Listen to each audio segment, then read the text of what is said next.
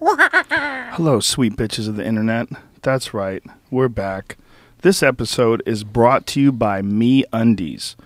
Now, this is a disturbing thing that has been discovered due to an internet survey. So that most men don't change their underwear but once every 7 years.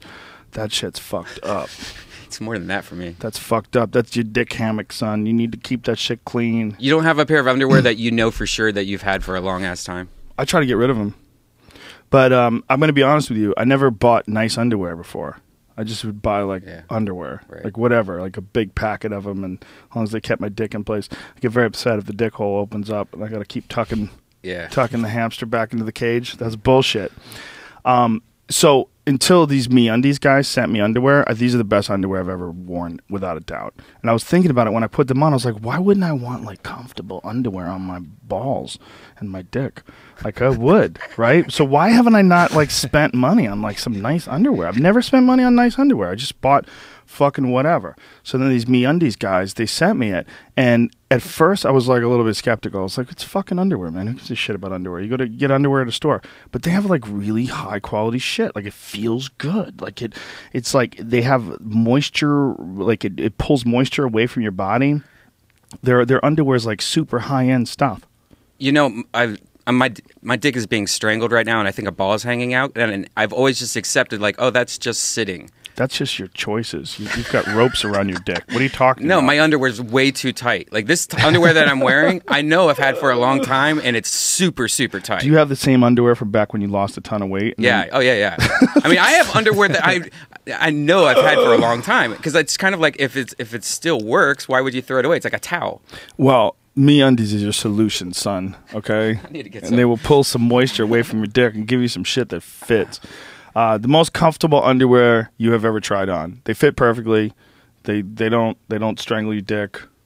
So they literally do pull moisture away from your skin. So that will help you, like, with people that have, like, yeastier things going on. Well, you should probably clean yourself, you fucking dirty pig. Yeah. But once you do that, I mean, guys with diabetes just feels better. Yeasty dicks, you know. Do they really? Yeah, a lot of guys. How do you know? How many guys with diabetes you blowing? Dude, when I got that male yeast infection, I studied it for a long time. I'm sure you did. I'm sure it wasn't just a cursory use glance on Google and then back to business. No. Where do they pull the moisture to? They take it to Canada. There's not a lot going on down there. We steal a lot from Canada. It's just that's what we give back. Ball sweat. Is there gutters to this, or like does your pants just become wet? It becomes like a parachute down the side of your leg for ball sweat. It just captures it all. Anyway, MeUndies.com. Go there. They're awesome underwear. I'm wearing them right now. They're very, very, very comfortable.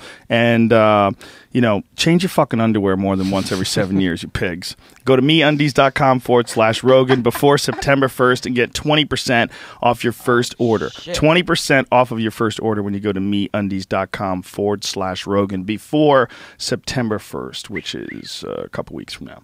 All right, you fucks. Enjoy. MeUndies.com. We're also brought to you by Ting. Ting is the official cell phone provider for this podcast. The phone is that we use for this podcast is run on Ting. Ting is they use the Sprint backbone and they use it with their own rules. Their own rules like that they decide. They decided, okay, let's have no contracts. Let's have no early terminations fees. Let's not even charge people like a set amount per month. Let's do it. They did it two different ways. At one point in time, they would like credit you. They would knock you down to the lower level. Like say if you didn't use all your minutes, they would knock you down to a lower level and credit you the difference on your next bill. And then they decided like that's too fucking complicated. You know what it should be? It should be people just pay for what they use. So that's their newest thing, which I think is perfect. And I think that's where all cell phone providers will eventually find themselves.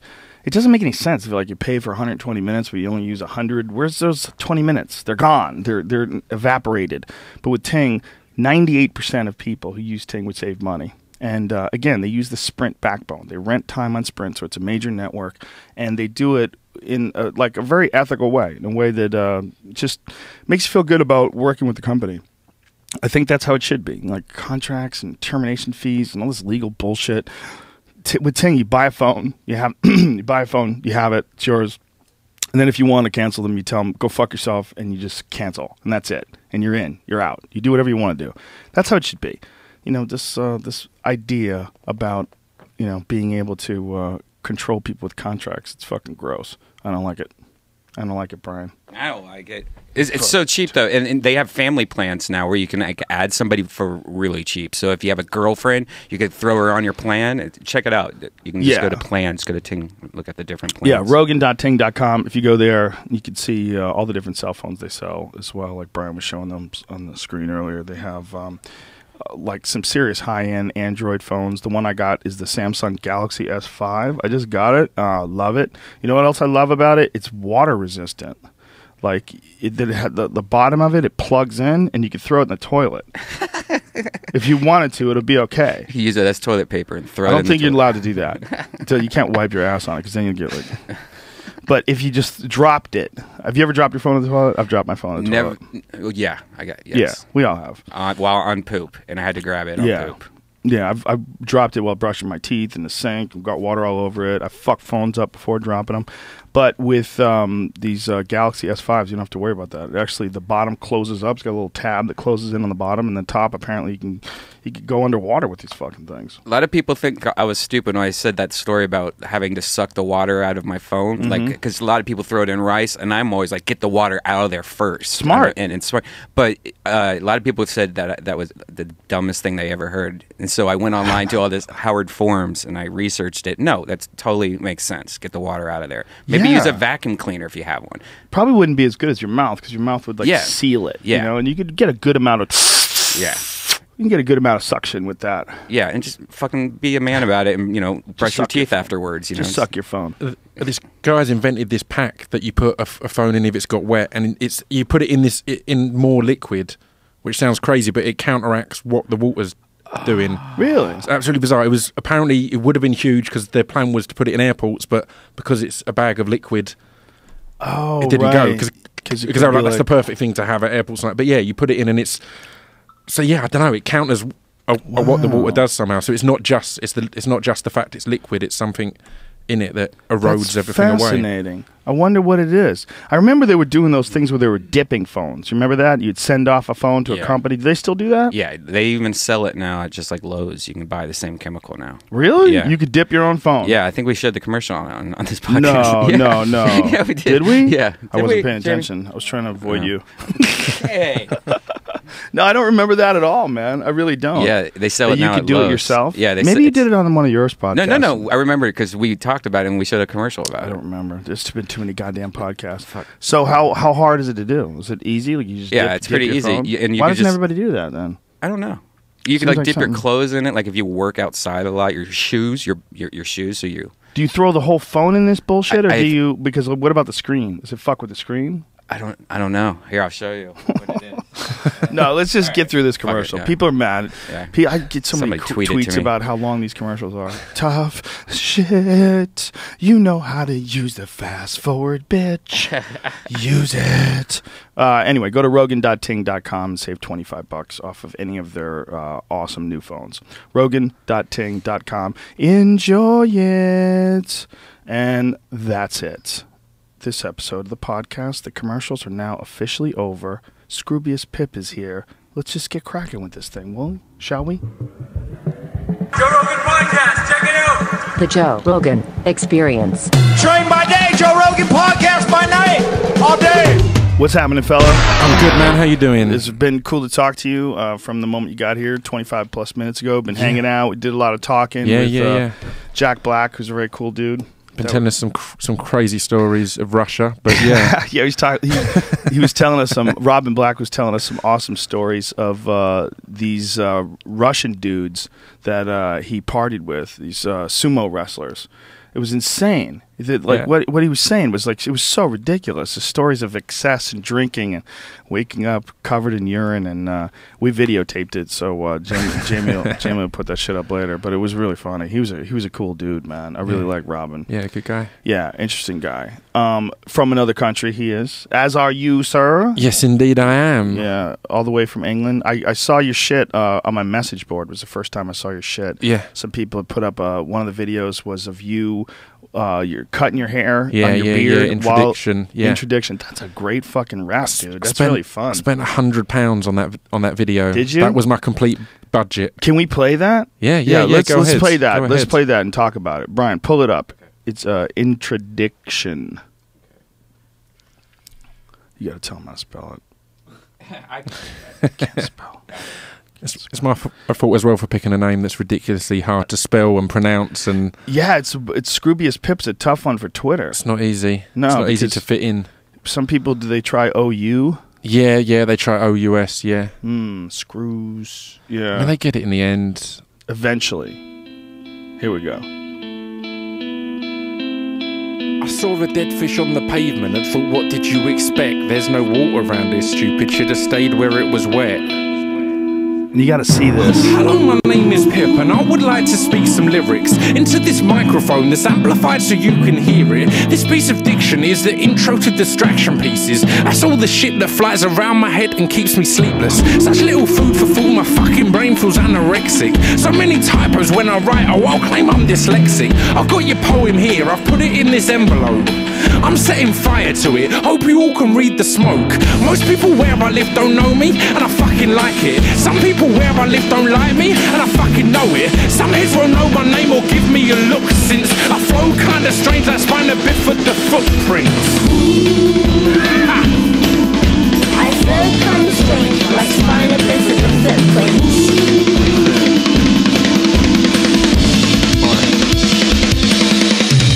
Nothing's original, I stole this flow from the creator, and from some others too. Can't think right now, I'll name them later. If I say fuck a lot, well then I may gain more attention. If I say cunt, well then with some of you there will be tension. I find this interesting, cause in the end they are just words. You give them power when you cower, man, it's so absurd. But all that was covered by Lenny Bruce back in the day. Nothing's original, now I'm repeating what I say. Paralysis through analysis could stop me here, but that'd just be an excuse to run in fits. I'll brandish the blandest man's anguish with a ram fist, directed at the throat of any man that can withstand this. I will brandish the blandest man's anguish with a ram fist.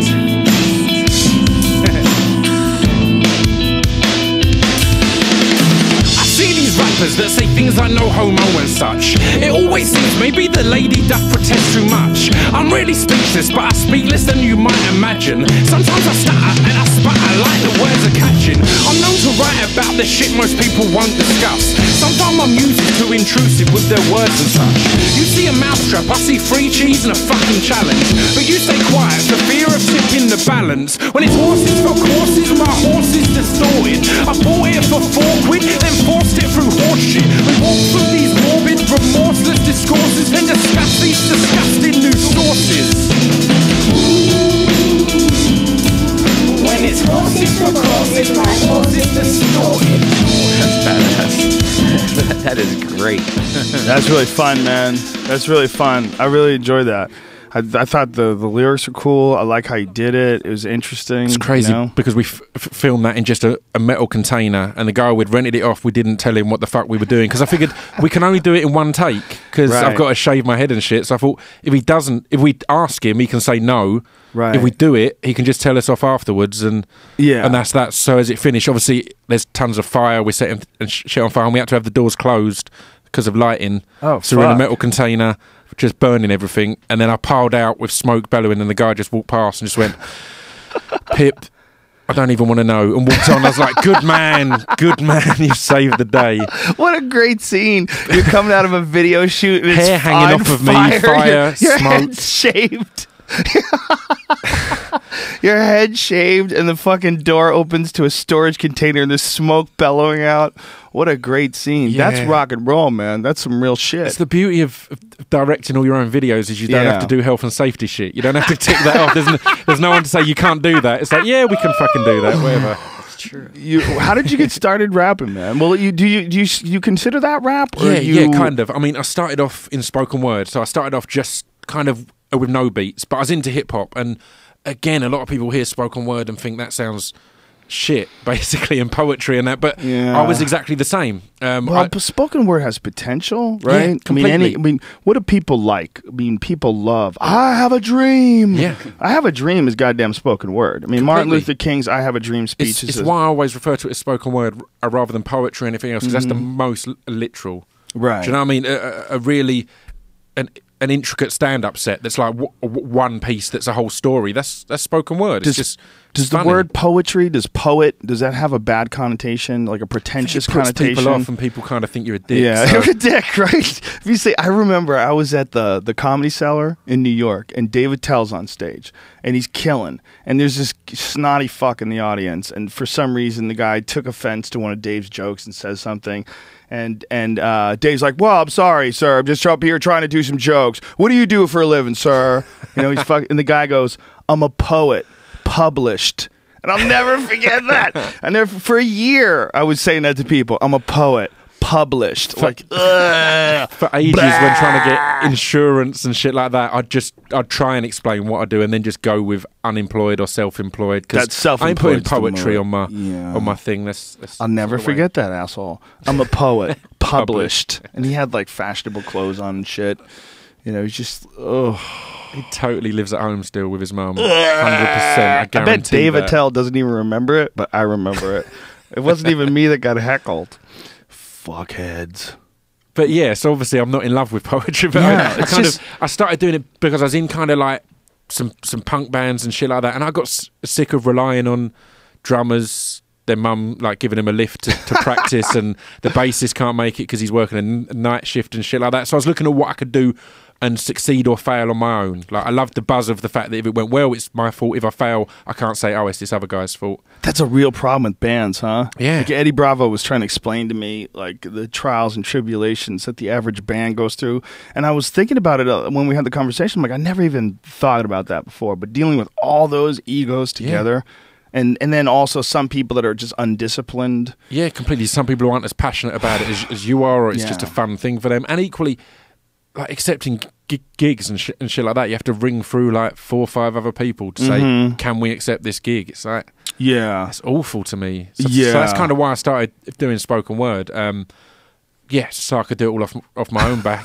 It was just a hate of being in bands, really. You know what I like about what you did too? For whatever reason, there's a lot of guys who speak a certain way, and then when they perform rap, it sounds like an urban black guy. Yeah, completely. It's very strange. It's like, what happened that you had to start doing it like this? Because that's not how you would talk in real life, miss. I was raised in the hood, but I'm strong from my, there's like, it blows my mind that the most common thing that people say to me after shows and that is like, oh, you sound exactly like you do on record. It's like, it's because this is my voice. This is me talking. There was an article recently about why people with British accents sing in an American accent. I don't remember what the fucking conclusion was. I barely paid attention. I looked at it and I'm like, who cares? They just choose to. You can choose. But if there's a difference between an English guy choosing to sound American and an American guy choosing to sound British. Because if an English guy comes over to America and loses his British accent, nobody's going to give him a hard time about it. Yeah. But if an American guy takes on a British accent, get the fuck out of here. Madonna can live in London till her tits fall off. You're not British. Cut it out. Lindsay you Lohan. cut it out. True. You cut it out, Madonna. I don't give a fuck if you bought a house there. That rich bitch, she bought a house there just so she could talk in an English accent. I just want to be one of the lords. Come on. I am Madonna. I am a dancer / singer / superstar. Was Madonna knighted? She should be. Her and fucking what's his name, Elton John. I was listening to Country Comfort on the way over here. Just randomly, sometimes like my iPhone syncs up with my car and it just will play. You know how it does it sometimes? It'll just play a random song. And it just started playing. It's on one of my playlists, but that Elton John song, Country Comfort, that motherfucker could sing his ass off. Damn God right. damn, Elton John's good. You're just like, there's so much emotion and power in his songs. It's just like, it takes you right to what he's saying. He's singing, like, it's about grandma needing help to fix her barn, like this. Yeah. And you're seeing the whole thing play out. You're seeing fields of wheat and butterflies and an old lady, and Elton John's a bad motherfucker. But does he sound like Elton John when he sings? That's the not question. Really, right? It's not really an American accent, though, is it? It's kind of hard to say. It's hard to say because when you're singing, you're extending these words. He's saying farm, and it's taking him like 10 seconds. Yeah. She needs some help to run the farm. Yeah. Nobody talks like that. Yeah. So it's I've got a stutter, so I do kind of talk like that. This might end up being a really long podcast because they're normally 3 hours. This will be like 6 hours, 7 hours. So lock yourselves in. Yeah, singing's a weird thing, man. Singing's a beautiful thing, but spoken word to music is a very different thing. Spoken word to music, it's very lyrical, lyrically dependent. That's the word for it. It's like, that was what I really enjoyed about your stuff, is it was very clever. I could see that you put a lot of thought into your lyrics and what you're, and I love the thing about Lenny Bruce. It's you covered it in a really cool way. It's kind of, and then you could also tell that it was one take. Yeah, it's trying to, whenever I'm writing, the main goal is to make it interesting to me, kind of thing. And that's what I think confuses me about a lot of hip hop, when it is all just talking about the same thing. It's like, I'd get bored performing that or doing that over and over again. So it's kind of, that exists, I think, in every art form. I bet it exists in rock and roll. I know it exists in comedy. You know, there's certain subjects that guys will cover when you can tell they're covering it because they think that the audience wants to hear that. And it's not like what's actually interesting to them. Yeah.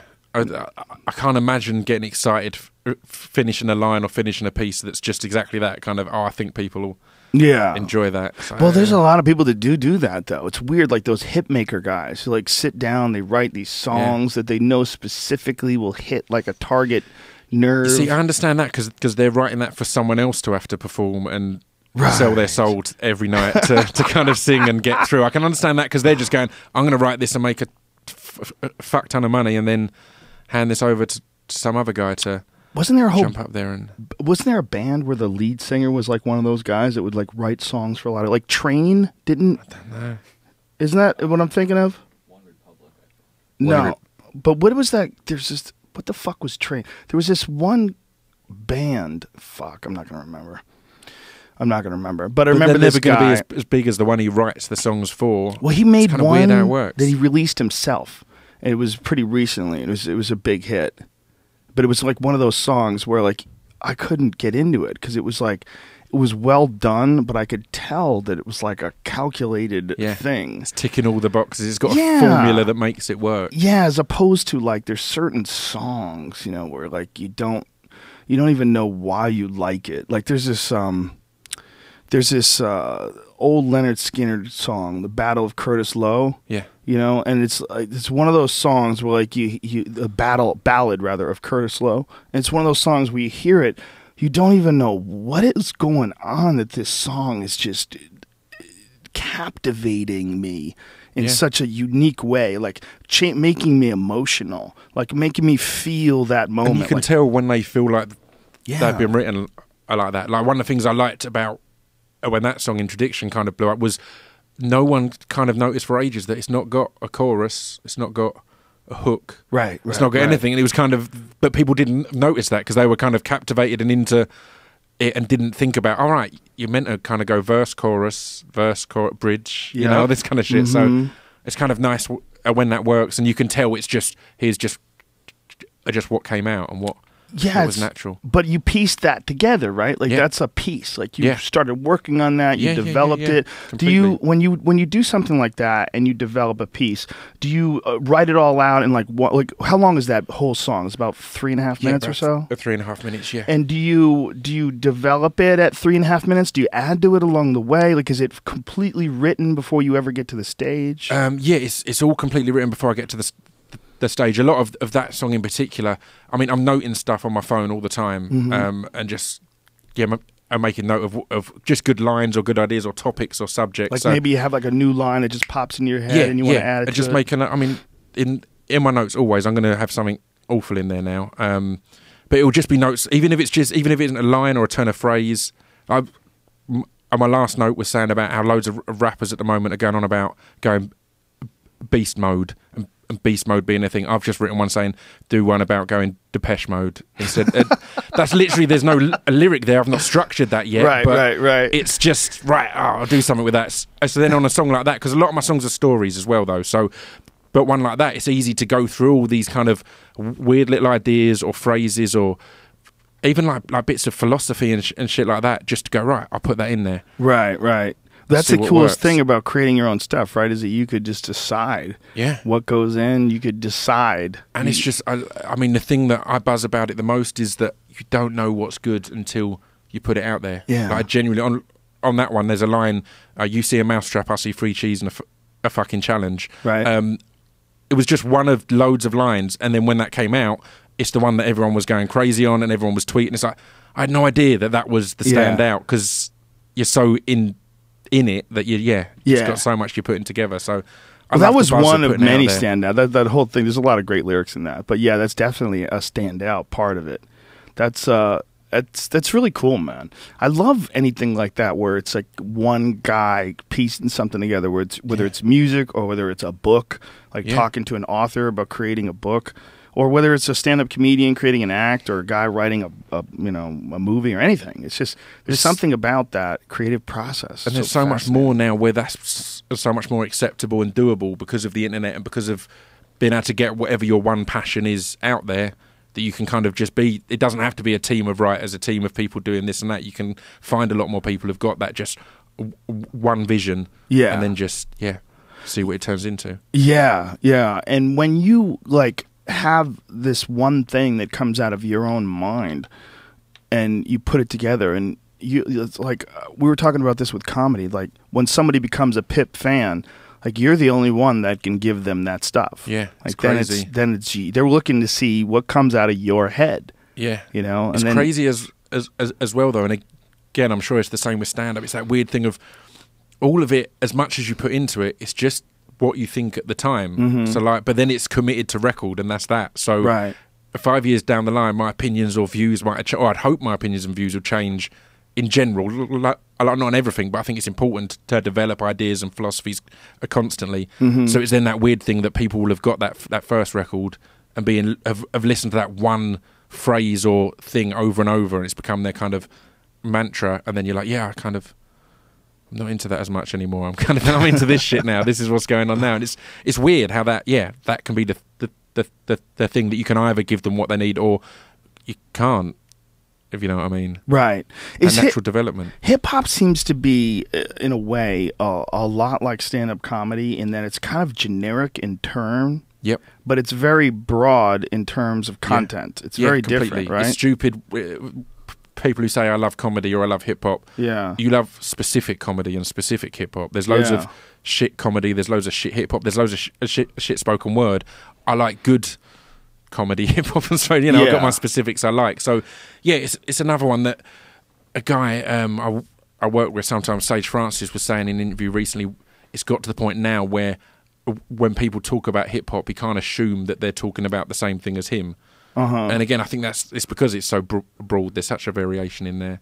Yeah, there's a giant broad variation, and it's interesting. It's like if you went to a club and it just said rock and roll, well, you'd know it'd be rock and roll. But if you went to a club just said music, well, hip hop is like, it's such a very specific type of music, but inside the genre, there's like a bunch of different variables, right? Yeah. Hugely. Again, like when I first started off and I was touring about and trying to get my name out there, I'd struggled to describe what I do, because if I said hip hop and people instantly thought of 50 Cent or came because of 50 Cent or Kanye, it's like, you're not going to be happy with what you get. Or equally, they might be put off because they're not into that, and it's like, well, this might not be right. They might think that you would be affecting a certain type of behavior, and exactly, they think I'm going to speak in an American accent and be. Are you allowed to say wigger? Is wigger a wigga? It's okay to say wigga. Wigga. Has it become an issue? It doesn't seem like it. Like, you can call someone that, and it's not like dropping an N-bomb. Right. Like, even though it sounds a lot like it, with a W, you're allowed to let it slide. It's fine. Yeah. And don't have a hard L either. It softens it. But there is that kind, and then there's what you're doing, which is like a completely different thing. Like, you're talking, and you're making shit rhyme, but you're also making statements, and it's very entertaining. But it's a form of hip-hop, but it's a very different form of hip-hop. Yeah, completely. And it's key. The entertainment part is key as well, because I think a lot of people who do the more conscious stuff, it's just like, it's a lecture. Do you know what I mean? You're kind of just being fed this, and it feels like they're trying to get across just how intelligent they are and all this. I'm kind of, in all my stuff, it's trying to open up discussion rather than say, here's the beginning and end of this subject. It's kind of saying, look, here's some shit that we should maybe all think about a bit more or discuss in music or culture in general more, but not trying to say, I've got all the answers, here's my shit kind of thing. Yeah. I love the fact that there's so many different genres in hip-hop now, because I think that I've always been a fan. I'm a fan of all kinds of different, like I'm a fan of your style, but I'm also like a big fan of like old school Ghetto Boys. Yeah, completely. I've got a radio show. Damn, It Feels Good to Be a Gangster came on the radio the other day, and I was like, fuck. Huge. This is the shit. This song is the shit. My favourite thing is when I'm in LA is because you've got radio stations that just play old hip hop and proper kind of hip hop all day long, and I don't have that in the UK. I miss Scarface. Yeah, was Scarface still putting out shit? He put out a new track like 6 months ago. Damn, I need to get back into Scarface. I forgot what a good rapper one album, he is. The Diary was. Damn, it feels good to be a gangster. Yeah. Then that album cover with the guy's eyeball hanging out. Yeah, We Can't Be Stopped. Ghetto Boys, man. That's Bushwick Bill. Shot himself in the eye. They were the craziest. Yeah. That was some fun fucking music, man. My mind's playing tricks on me. Do do do do do do do. I was when I was in Florida for doing comedy just last weekend. There was this fetish con going on, and so it was like Mark Maron and Chris Hardwick and a few of us just all hanging out at this bar watching all these freaks. It was like being at like a AVN with dominatrixes and people in gimp suits and stuff like that. Wow! And there was this guy that was dressed up as a woman with a face mask on, and she just stared at us and didn't move. And the face mask had this creepy like smile on it, and it was the most disturbing thing ever. I have a photo of it somewhere. Oh, just fetish people? Yeah, just fetish people. And then in Jacksonville, I went to this Burrow bar, and there was a band that was about to start in the next room. And out of nowhere, this band jumps off stage and goes into the room the bar area that we're at, and starts playing right into the crowd, like jumping on like the tables of the bar and stuff. And then at the end, they caught the cymbals on fire, and the place was like on fire. It was the most intense, amazing band I've ever seen, and it was just like a band. I just popped into a bar and saw this amazing band. And so you should check out a video sometime of them. They're a really interesting band, but it's cool seeing like live music. What are they called like again? Their name is Doc. Hold on, I want to make sure I say this right. Doc Sui or something like that. It's spell it. Here, I'll get it to you. Well, to people online that are listening. Yeah. Here, I'll find it. I'll find the proper spelling. I'll be right back. Okay. All right. I don't know where the fuck we were going before you just derailed the conversation. Sorry. It's DAIKAJU. And you thought that Scroobius Pip was tough. Huh? Yeah, right? Damn. Yeah. That's ridiculous. And here's actually them playing outdoors, which is completely different than what you'd normally see. But the lead singer, the guy right there in the face mask, has the same mask that was at the fetish con that was just staring at us the whole time.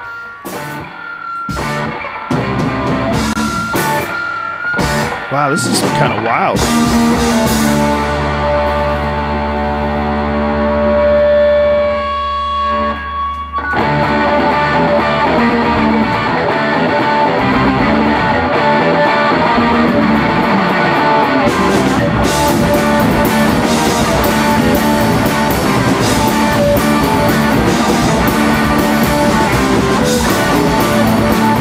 If you could imagine them in a small bar and like things are Standing on fire right in front of you with that mask. Dude, these are good. These guys are good.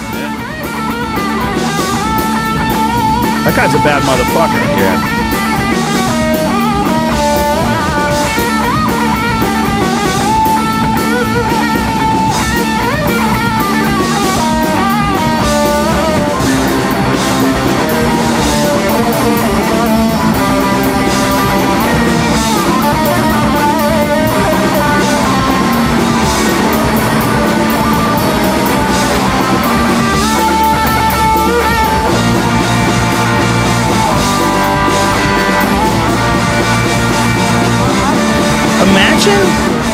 Imagine if you couldn't hear and you didn't hear sound and you were trying to figure out what the fuck.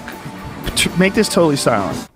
Imagine if you didn't hear sound and you see all this moving around and see all these people staring at these guys just playing with these sticks in their hands. You'd be like, what the fuck is going on that stage? Why is everybody watching that? Like it's a weird gig, man. You're creating cool sounds with a stick. Yeah. And you get this big piece of wood, and you're creating wild sounds with it. That's really interesting, man. Here's how I saw him.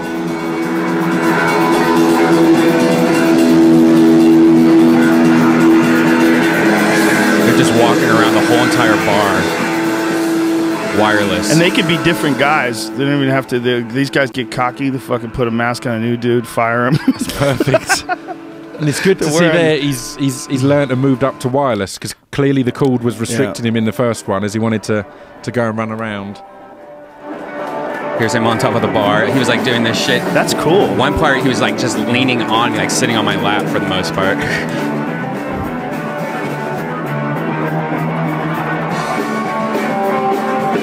That's wild. Yeah. So check them out. So they don't sing? They just play? No, they just jam like fucking crazy, dude. That's like Hendrix wild. style almost. That's wild. Yeah, so their name is DAIKAIJU.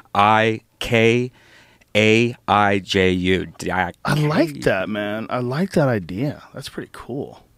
I love that they've got a harder name than me. That's right. That's even though you spell it out twice now, I've no idea what their name is. Hey, man, Arnold Schwarzenegger's the good fallback. It doesn't matter.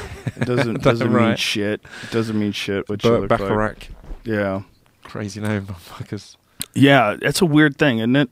Like the names. It's important to write the right letters and words. I can never tell if it's like if the Doors is a good name or it's a good name because of the Doors.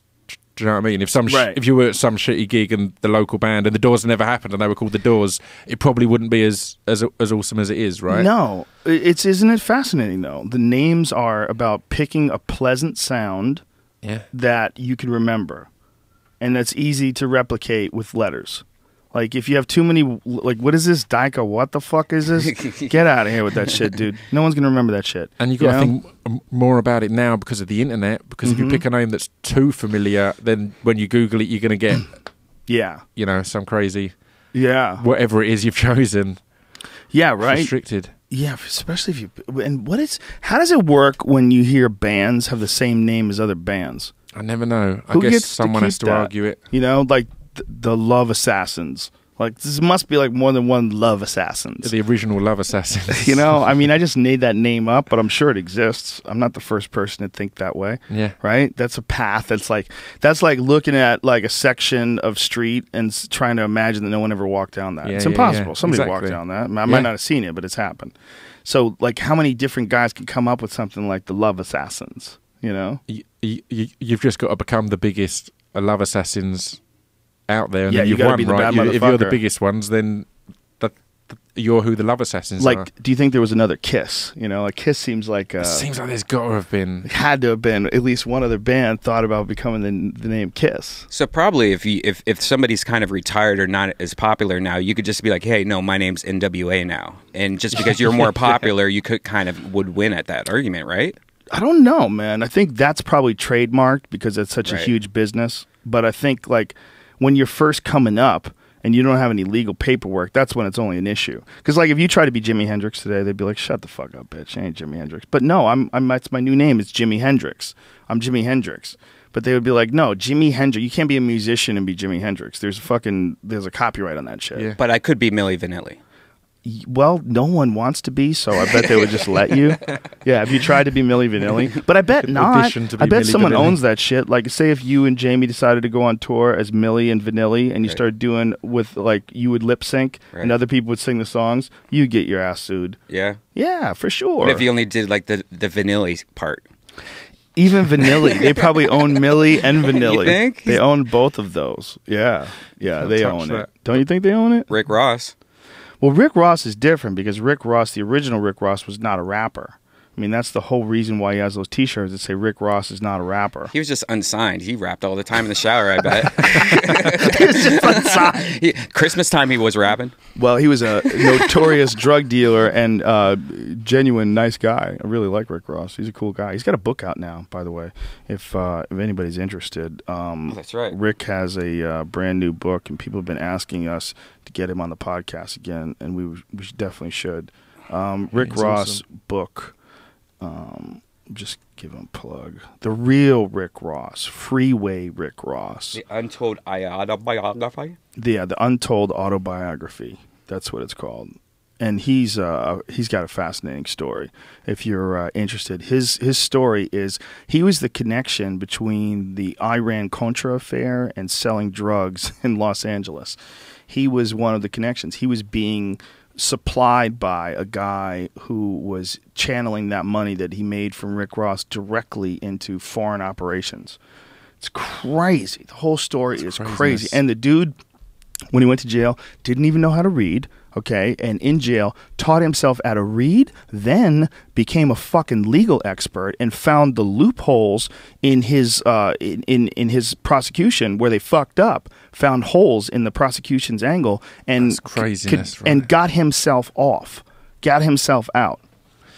They That's had him in crazy, like a 'cause- 3-strike situation, and he got out of that. Because it has to be 3 sentences. It can't be 3 crimes. It has to be 3 sentences. Right, yeah. And so they prosecuted for him. They prosecuted him for it illegally. It was incorrect use of the prosecution. It's kind of weird though then that he wouldn't have educated himself, or potentially wouldn't have educated himself in such a manner if he hadn't been put away. So it's kind of it's odd to come out of that with improved and better and Yeah, it is a fascinating case. It's a very fascinating case, and he's a very good and then guy. have to put up with Rick Ross using your name and Yeah, well, he sued him and lost, which is really crazy. I mean, when we'll have him on, I'm sure he'll be able to tell us. I don't know if they're continuing the lawsuit, or maybe we could Google it right now. It's a weird one with that because it's more of a regular name. It's a Jimi Hendrix. That's not you're not going to hear that every day. But Rick Ross, it feels like it'd be a tougher one to sue over because I don't know. Yeah, Rick Ross wins claim that. lawsuit against Freeway Rick Ross. Wow. Freeway Rick Ross lost his lawsuit against rapper Rick Ross, born William Leonard Roberts, on First Amendment grounds. The case, First Amendment grounds, freedom of speech. So I guess you're allowed to take on the persona of a known drug dealer because it's a persona, so it's like artistic expression. I mean, what is that? It's like Bonnie and Clyde shit. Like I could probably call myself Bonnie and Clyde. Or Bonnie. Yeah, but if they were alive, would you be able to? Yeah. But the full name, Rick Ross. The real Rick Ross knew about the entertainer's stage name since 2006. Oh.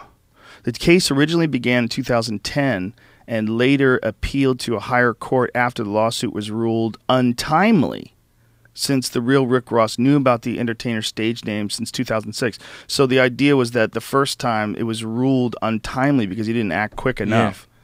But I think that there was some issues, the real Rick Ross said, where he had talked to Rick Ross and he was going to be compensated for it. Right. And then, remember he said he was going to chop it up with him? Remember that? He said, we'll chop it up. Like, he was going to give him some money. And then he decided not to. And then decided to go to lawsuits with him. So fucking shady business. So that'd explain why he took time over it and why he got around to that. But Now that is a very different sort of hip-hop. yeah, completely. But again, it's a hip-hop I love as well. Every day I'm hustling. It's that mistake that people think that just because I do a certain kind of hip-hop that I think every kind of hip-hop should be like that. It'd be boring as hell if all hip-hop was like that. You have to have the variation in the genre and mix about. How much do you think the real Rick Ross should get paid by the fake Rick Ross? Like, if you were the judge. Half. Depends how much the Half? Holy shit, that's crazy. That's like being married to a dude. Exactly. That's too much. Maybe 10%, though. 10% might not be a bad number. 10% seems fair. Look, he doesn't even have to rap. Yeah, he lets that dude use his name. That dude makes him more popular. Here's the thing about the real Rick Ross. I was being emotional. Sweet. You're a sweet guy. I like that about you. But here's the thing about, think about the real Rick Ross. Like, we know about the real Rick Ross because his story is fascinating, and we've talked to him, and he's an interesting guy. But we also know about the real Rick Ross because the fake Rick Ross got famous as fuck with the same name. Yeah. So how much would you know about Rick Ross if he wasn't getting fucked over by the fake Rick Ross? I submit not nearly as much. I submit that, quite honestly, the real Rick Ross has benefited substantially from the fake Rick Ross using his name. And it actually makes him even more legit because this fake fat rapper who used to be a corrections officer is using his shit. I think the table has kind of changed a little since the fake Rick Ross has now become who he is. He's like, you know, big. He is now a huge moneymaker. So now 10% I think is completely fair, and everyone should just be happy and have dinner together and maybe go on tour together. But the real Rick Ross, the original drug dealer Rick Ross, is benefiting substantially, like publicity-wise, to being connected with this. I mean, he has an amazing story on his own, but the reality is that this story is made more compelling by the fact that there's a guy running around stealing his name. Like, he's benefited from it. It's really crazy when you think about it, you know? And I wonder if what the court thinking of the time of it was that when he probably first heard of this rapper Rick Ross, he probably didn't think it was that huge a deal, right? But then when Rick Ross becomes one of the biggest rappers in the world, then suddenly that's a change. Do you think that's part of it, or would he always have been trying to fight the? I think he always, you know, even when he came out of jail, Rick Ross was famous. Yeah, he just wasn't as famous as he is now. He's become really super. But it's completely famous. His book, I'm sure, wouldn't be what it is if it wasn't for. Well, the story is amazing. The story itself is amazing. Yeah. I mean, he was a tennis standout in high school, couldn't go to college because he couldn't read. So he was an athlete and was like stranded in this terrible neighborhood, didn't know what the fuck to do. So he started selling drugs and became this giant drug dealer. He was making like some insane amounts of money, millions of dollars a week. I mean, he was just making just stupid money. And it was all being funneled to the United States, all these covert operations overseas in Nicaragua. It's crazy. I mean, it was the whole Reagan Contra affair, and what the fuck's his name? Oliver, what's his name? Stone? No, the Oliver North. Thank you. The Oliver North situation. These guys on trial in front of the fucking entire country. No one's ever seen that shit before, you know. And Reagan, they're asking him if he sold arms to other countries and shit. This was all like part of that same era, you know, the same era of all this crazy shit going on that we're finding out the government's involved with. And one of the things was selling drugs in the Los Angeles neighborhoods, the poor neighborhoods, and taking that money like the CIA was selling drugs. And our late great friend Michael Rupert, who passed away recently. Michael Rupert, who was a narcotics investigator for the Los Angeles Police Department, he uncovered that shit. They did that thing where he stood out in front of that press conference. They have this press conference, and he yells out like in the middle of this conference that he knows that the CIA has been selling drugs in Los Angeles communities, and that he's caught them. I mean, this guy says this. That's crazy on television. And the whole crowd filled with black people. They start cheering. They're all excited about it. And it's like he's just standing up and like, what a fucking crazy prick he was. Yeah, we've been following the latest, you know, with the Anonymous and the whole shooting of that kid. That kid in St. Louis? Yeah. That's ugly, man. That's ugly. The kid in St. Louis is ugly. And there was the other kid in the Walmart that had the fake gun. Yeah. Just like, what the fuck is going on, man? Yeah. You know, there's an old expression, but it's a really valid one, is that when the only tool you have is a hammer, everything looks like a nail. Yeah. And that's the problem with this society that we have when people, you know, you give them guns and you put them in situations where if they make a bad call, someone dies. You know, if they make a bad call, if they freak out, someone dies. It's a huge difference to have that there, have that on you and as an option. But it's also like, I don't know what the options are, because if you take their guns away from them and then ask them to enforce crime in a place where a lot of people have guns, boy, is that even feasible? It's like disarmament seems like the choice that like the really cautious people would choose. Like everyone needs to just give up their guns. But that's never going to happen. Like people have to accept the fact that there's always going to be people that keep illegal guns if anybody tries to do that, and they'll be doing it with, in their mind, the full approval of the Constitution, the full approval of the Second Amendment. Did you follow what happened in Australia? Like when they've changed all their gun laws and got rid of guns, and it was seen as it couldn't work. And they've not really had any incidents since. They've changed their gun laws because they used to be exactly the same as America. I don't know all the statistics on it, but they used to be the same as America. And then they had one really bad major shooting, and they changed their gun laws as a trial thing, I think, in this particular state or area, and it's maintained and it's worked. Again, they had all the same thing of people saying you can't take people's guns away. And they did have people protesting and against it, but then a year on, kind of everyone's. The problem is, I think you trust your government a lot more than we trust ours. Yeah. Because our government likes starting wars. Yeah. And our government has a history of not being honest with us. Our government has a history of trying to suppress us. And particularly, always happened. I mean, it seems for every, on a yearly basis, for every huge story there is of a member of the public going out and killing people or doing a shooting, there's then a police story of it as well. So it kind of fuels them both. I was tweeting that whole thing of, well, if we don't trust the police, then we need to be armed. And the police, exactly the same as you've said, if they're policing an area where everyone's got guns, it's kind of people need to come to an agreement, and that's not going to happen. Well, it's also a problem whenever you have a group of people that become sort of responsible for the actions of an individual, right? If you have 100 cops and one cop does something really fucked up, then cops are pigs, and all these other cops get lumped into this one group. Instead of it being an individual that was in a position of power that did something fucked up, it's the cops. So then it's the cops versus the people. Yeah. And that's madness. That's all madness. The guy who shot that kid for sure is a piece of shit. He but that's fucked not up. Saying that cops in general. Yeah, it doesn't mean. Who knows what's going on through this guy's head? The other thing about these guys, a lot of them have PTSD. Yeah, they have you talk about PTSD for people that go away and they fight in wars and they come back. Yeah. Well, a lot of those guys that do that become cops. First of all, when they come back, it's a good gig for a soldier. You've already used to being in the shit. It's probably mild in comparison to what you've seen. And, you probably handle stress better than the average person. It's like, if you're looking for a gig, it's probably a good gig. But it's going to make you more comfortable pulling your gun as well, right? That's true, too. And, you're also used to, especially if you've had to have you've actually been in combat. Yeah. If you've been in combat, you've definitely shot people. If you've definitely shot people, it'd be easier to shoot somebody again. Yeah. And you're also probably, your senses, your whole sense of, what's on the line would probably be much, much more sharp than a person that's never seen people killed. You're this could happen in any second. You better stop this before it happens. You have a much shorter line of bullshit that you'll tolerate. And that's if you're in a war zone, that's to be expected. But that war zone becomes the streets if you have the same attitude and you're but it's just going to happen that way.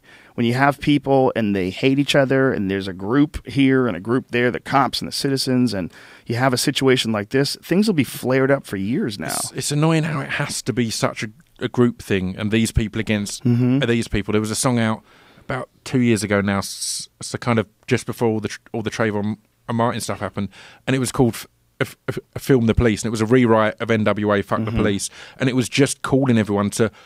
we've all got phones now. It's saying the police are policing us, but there's issues. So rather than being a fuck the police, just make sure you're filming stuff.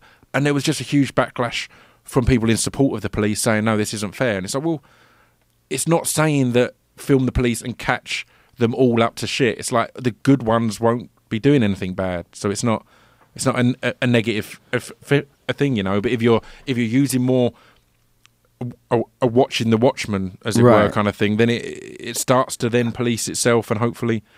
I don't think there's anything wrong with the idea of filming police. No. And I think there's also a lot of evidence that when police are forced to wear cameras that film all their actions, there's the thing about the allegations of abuse dropped by 80%. Yeah. And someone actually said this, it's because people can't claim fake abuse now. Somebody actually said it to me on Twitter. I'm like... Or cops know that they can't fucking do douchey shit because they're wearing a camera. Yeah, it's great. Again, cops are people. There's good ones and bad ones. Completely. In the UK, you realise now that there was a time when the cops were the best of the best. But that's not the case anymore. There's a variation. There's some people who are genuinely good citizens trying to make this change. But I knew people who worked with me in the record store, and didn't get kept on and became a policeman instead. It's like you couldn't do retail and now you're policing the streets kind of thing. That's crazy. That's not the best of the best that it should or was. Being police should be like being the Night's Watch. Yeah. It should really be like you're the guy who's guarding the top of the wall. Yeah. I mean, that's really what it should be like. It's like Yeah. it should be a revered position of noble people, Exactly. It's martial not, though, is it? artists, people who are, they actually want to do good, have a code and It's the ethic. same with politicians, though. Mm-hmm. Like, we all complain about how all the politicians are kind of scumbags. It's like, Yeah. it's because it's not an appealing job. Like, normal people like us wouldn't. There's no appeal in being a fucking politician. Could you imagine if It's you had to be horrible. the mayor or something? Yeah. They said, Pip, it's your time. It's the worst nightmare. Imagine if that was like the draft. Like you just get drafted to be called the up. fucking mayor, like Yeah. out of nowhere. We like your lyrics. You're gonna be the mayor now. You're like, what? And they fucking show up at your door with accountants. You got to go over the budget. Like what? Yeah. How much you want to spend on education? What? How much you want to spend on the government? What? It's How crazy. much you want to spend on sewage? What? Spend on sewage? Yeah, we got a water bill. We owe Colorado. What? Yeah. Fuck all that, man. And that's the problem because everybody says fuck all that, and the only people that Yeah. don't say fuck all that, Are the ones who can make some money from it or can be... or Yeah. hopefully are really dedicated to trying to You'd help hope. people. You hope. But good fucking luck. Good Yeah. luck with all that. Yeah. Especially in this day and age. We're going to need some dust to settle. you It's know? a mess. I mean, it's just with the whole politics thing, you need... I don't know. I kind of argue with people online about this all the time because I think the way your democracy is currently set up and our democracy is currently set up, there's no chance of any real change like anytime soon because it's a gradual...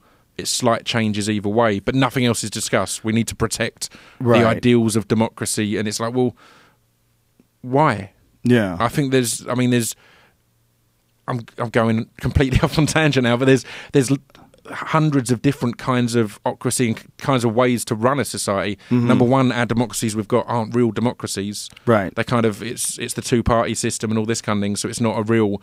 We just vote and that's who gets in. And they're often being funded by the same companies. Yeah, which exactly. is It's the same incredibly thing. ridiculous. But there's loads of. I mean, I was just discussing recently, and it pisses people off because it kind of shows a level of elitism that people are scared of. But I think going on stuff based on a meritocracy and stuff like that, where say your vote would be worth more than the guy who's sitting at home in a trailer and doesn't know anything about politics. But isn't So that it's staggered. dangerous, though? That's No, kind of dangerous no. when one person's vote is worth more than another But it person's depends vote. how it's measured. So, for example, But like my theory on it being, if when you go to vote, there's a short questionnaire on politics or on social or on society or something, and that ranks what you're worth. But isn't that subjective? I mean, first of all, there's just information. Like you could have information about politics. That's one thing. Like, when was Eleanor Roosevelt this? When Or was... more on policies, Mhm, on policies okay. and what's actually valid at the moment. Because then, even if people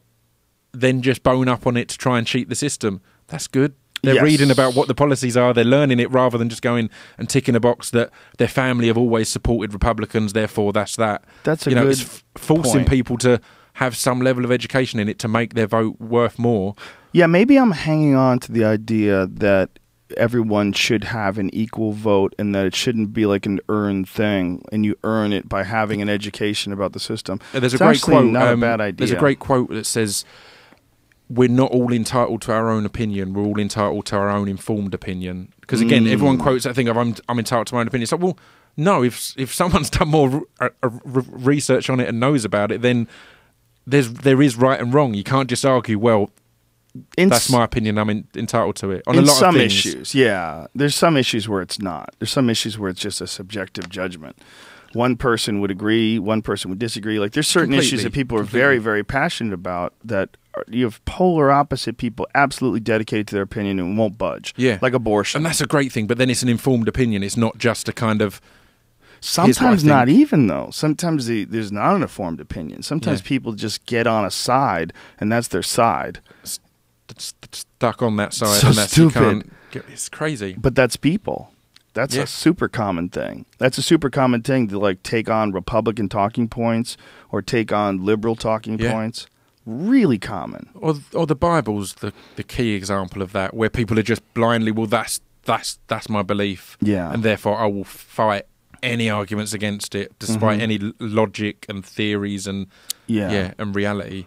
Yeah, that's a big one. That's a common one because that's one that has been used for so many years by so many people, and it's become just a well-paved path that everybody could walk on. It's a great structure and setup. Our first song that got big, like when I was working with a guy, Dan Lissac, was called Thou Shalt Always Kill, and it was just a rewrite of commandments. It was a load of commandments for now, and I'm not religious, but the reason I think it hit through with people is it's a simple structure that you all know and are familiar with, right? And that's why it works for religion as well as in a spoken word hip hop song. It's that simplicity of the stories and the structures, therefore you can get a point across that isn't about a religion, but by using those, that's more about society and people, but using that template of what religious people have laid down for us. Yeah, what religious people have laid down, and the variance in like how much they vary from one to the next, like how much Judaism varies from Islam, varies from Christianity, how much they borrow from each other. Like somebody's wrong. Well, let's just break down like what you guys are actually, what are we supporting here? Are we supporting the idea that there's a guy and this guy watches over everything and he made everything? He's allowing all this crazy chaos, and he told us once a few thousand years ago how to live your life, and if you don't pay attention to what the fuck he said back then, you're on your own. And so you're forced to be led by a bunch of people. He sees these people. He sees their hypocritical actions. He does nothing. He allows them to distort his message and relay it in this most fucked up way that's ruining the earth itself. And still, he doesn't come down and correct anybody. Like, this is what you're saying? Yeah. It's crazy. Are you sure? Or is this puzzle far too complex for our brains? Is this like an ant trying to understand a satellite? Because if you try to get an ant to understand a satellite, it's outside of his realm of comprehension. Completely. And I think we have a realm of comprehension whether we like to admit it or not. And I think the very nature of the universe itself is currently outside of our realm of comprehension. Or at least the realm of comprehension of the average person, me included. But faith has got to be the most, not dangerous word ever made, but that's the thing. The argument would always be, well, we're left here and we've got to have faith that God's going to do this and do that, and it's all tests, but I've got my faith. It's like that's a massive get out clause for any argument of, well, you can't see this person, you can't prove any. Well, not only can you not prove it, but you're having faith in something that it looks very much like bullshit. Yeah. If you look at the stories, you read a guy came back from the dead, he was dead for 3 days, and then he pushed a rock aside and came back. Okay. Yeah. All right, I believe that. Okay, so there's Adam and Eve, so there's two people, and then they fuck, and what happens? They have kids, and then... It's time, though, right? It's time that allows that to be accepted, because everyone kind of jokes now and mocks Scientology because of the ludicrousness of loads of what they say, but it's ludicrous because it's new. If it was thousands of years old, then people would be the same with Christianity and just kind of go, well, it is kind of ludicrous, but... people don't even admit Christianity is ludicrous. Yeah. If you have conversations with hardcore Christians about whether or not Christianity is ludicrous, and they'll argue with you about why it's not, and what these stories really represent, and how the message of God comes through these stories. Like, I think it's crazy that there's such a mixture as well in there. So there will be loads of Christians that know that all that stuff is kind of bullshit, but they believe what they believe, and they believe their... Do you know what I mean? That they're just stories and all this kind of thing. So it's... Well, there's all sorts of levels, right? Within your own belief system, there's such a variation. There's people who would sit here now and go, yeah, that's fucking crazy. But they're devout Christians and... Yeah. There's people that just believe in God, and they feel like the Bible is sort of a framework for good behavior that was laid down by this holy entity at one point in the past, and that although the stories have been twisted and weird, and that a lot of these stories, they probably represented something important a long time ago. And so you're getting this connection to God, like through a game of, maybe that game of telephone. I don't know if you played it in England, but you would tell a friend something, and then he would tell a friend something, and then he would tell a friend something. By the time it got down to Brian, the story was dog shit. It was all fucked up. And I think that the idea is that in the UK it was called Chinese Whispers, which sounds incredibly racist, but that's what it was. It was called Chinese Whispers. It wasn't. That's that game. Anyway, a telephone's a far better name for it. stick with that. But that whole idea is that at the end of that is God. At the end of that is God. And yeah, the story got fucked up. But the story did get fucked up. But that story has a direct connection to God. And the way that direct connection works is that at one point in time, there was something where someone was explained the very nature of the universe. And then, whether it was through psychedelic drugs, whether it was through an actual religious experience with a divine entity, and then from that point, what happened is that person told another person, that person told another person, they did their best to remember everything that the people before them told them. But if you got through all that goofy shit, all that Adam and Eve stuff, and all that fucking, all the more weird and ridiculous and preposterous stories in any religion, if you got through all that and went back to the source, you almost are still connected in some sort of a weird, bizarre, and maybe like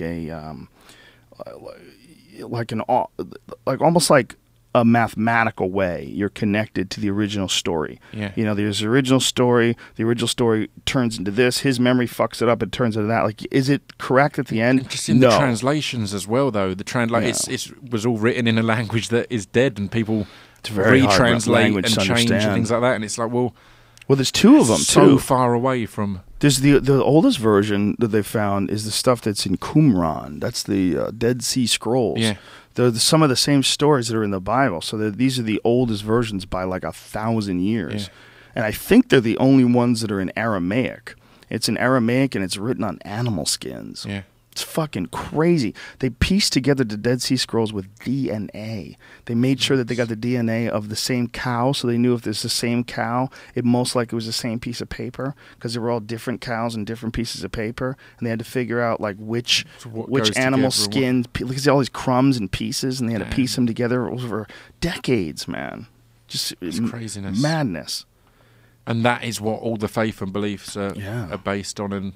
And they just found this shit, man. It was in like 1947. They found, again, there's that old, I think it was in a TV series in the UK, there was a joke thing of they found the original first page of the Bible and just saying that any resemblance to people in real life is purely coincidental and so on and so forth, and that it's just a book of fiction, but it's just some found old thing. Yeah, in the best version of the world, it would be that you get to the end of the Bible and it just says, "Psych, we were on mushrooms." That would be the best version. It'd be far better. Love David Copperfield. Psych, made it all up.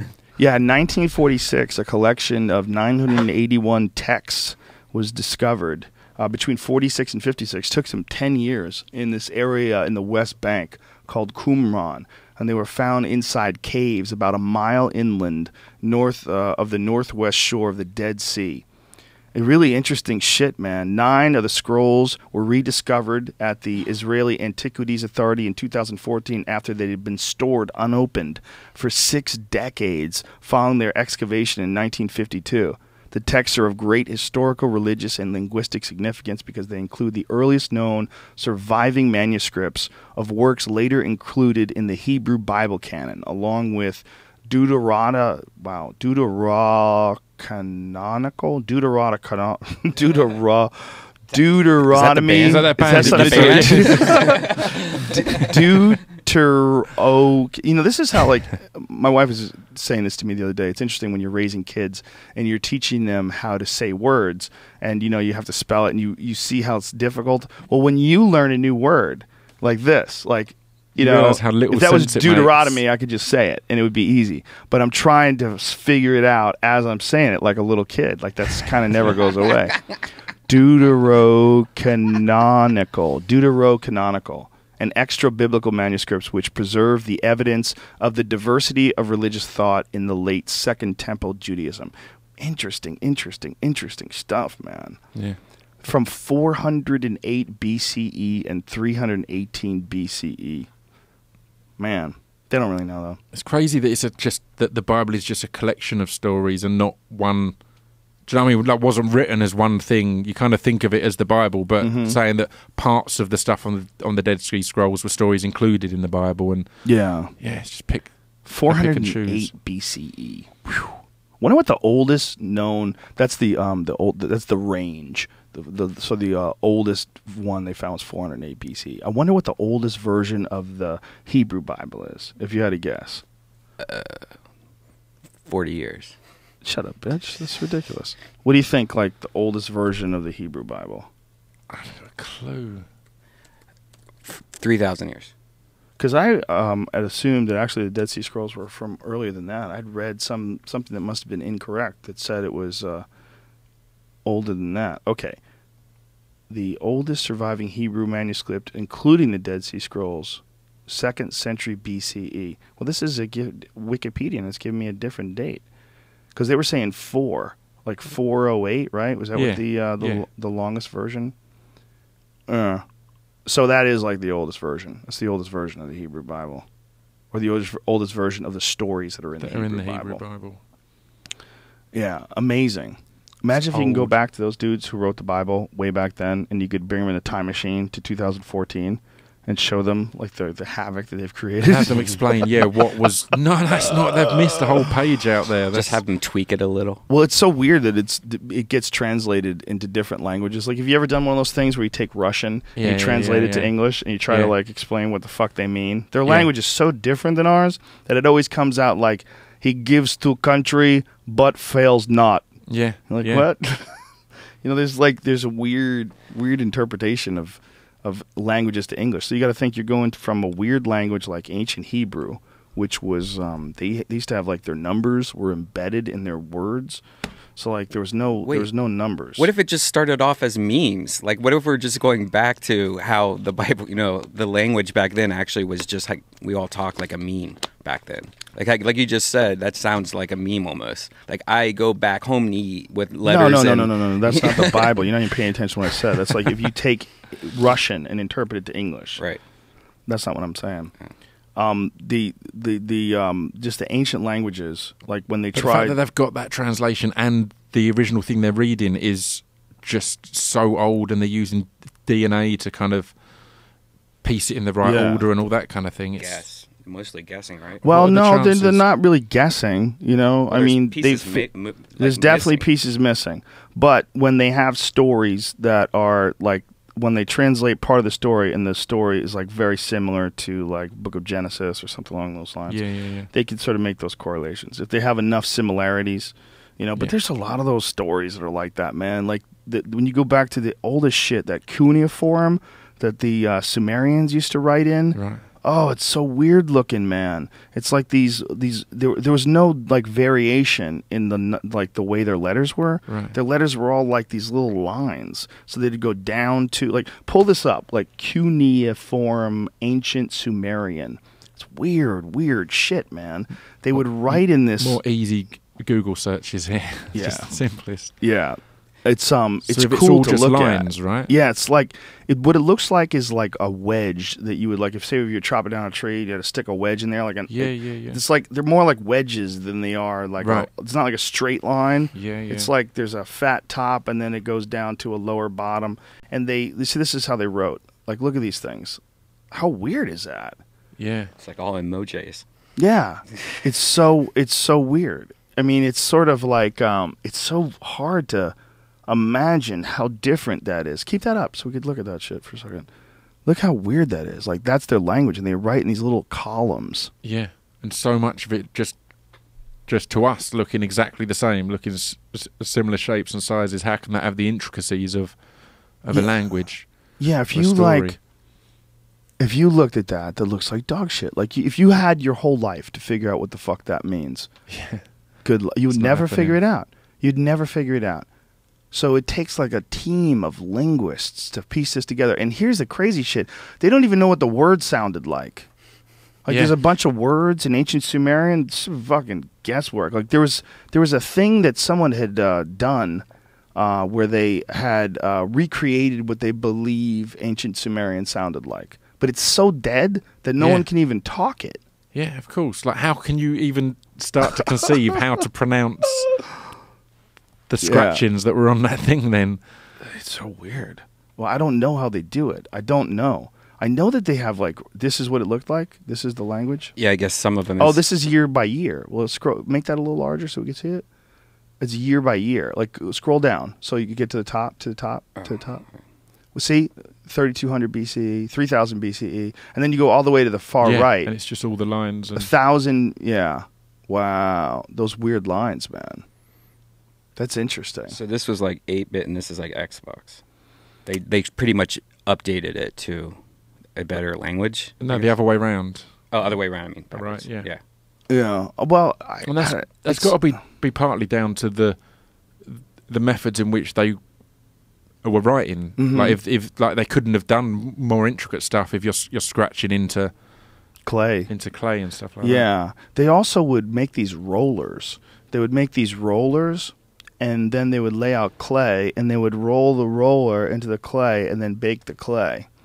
So, like, the roller itself would be like a method of distributing like a newspaper. Yeah. Like, you'd be able to roll that shit, and you'd put it in the clay, and then you could do it several times. Yeah.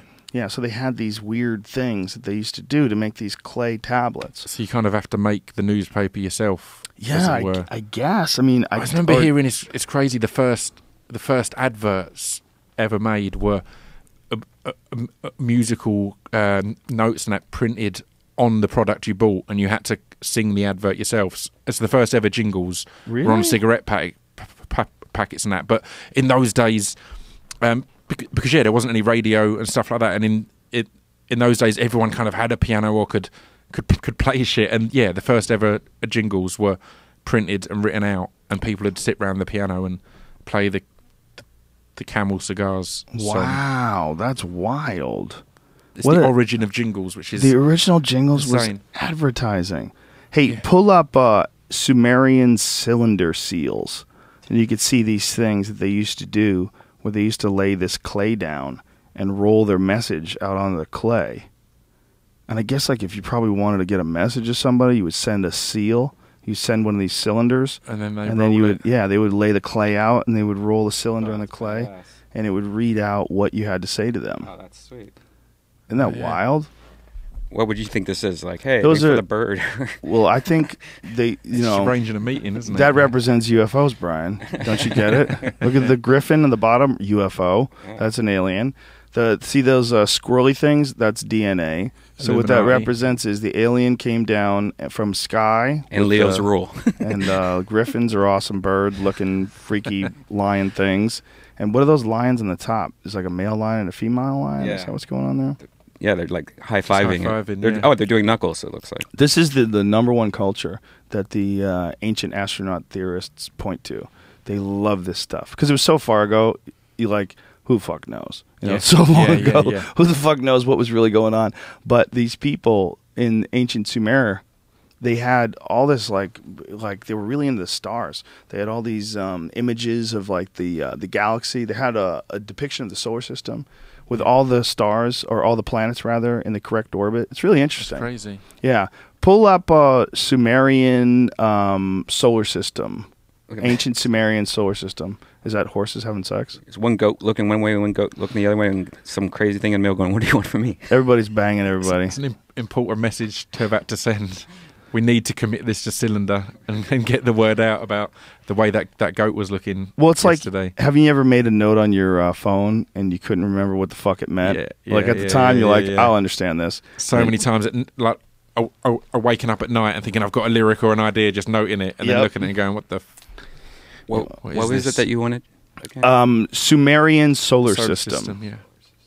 Yeah, there's an image of the sun in the center and all these planets that are floating around the sun, and they're all in like the sort of similar sizes. Like see how it's like that? Similar to what the actual planets are. That's what it looked like. But pull it back so you can actually see the image of itself, the actual cylinder image. You just had it. Oh, you couldn't see it? No, the image, the actual image of there's a clay image of it. See it on the right? That's it. Okay. Either one of those. That's the actual image. And if you see see that right there, that's the solar system. Yeah. In between them, there's the sun, and those circles, those are the exact planets. And, you know, the bigger ones are bigger, and the smaller ones are smaller, and they're all in the right orbit. It's really weird. Yeah, it's weird. Most likely, understanding. What they think is when I've listened to many people give their opinions on these kind of things, and how do these people know what they knew, and what I'm of an opinion that most likely at one point in time people were really fucking smart, and they had gotten really far, and they had learned a lot of shit, and they had lived for a long time, and then cataclysms happened. They got hit by asteroids. Yeah. They got hit by, super volcanoes, whatever it is. And whatever was learned was forgotten, and they started all over again. Yeah. And they probably did it a gang of times.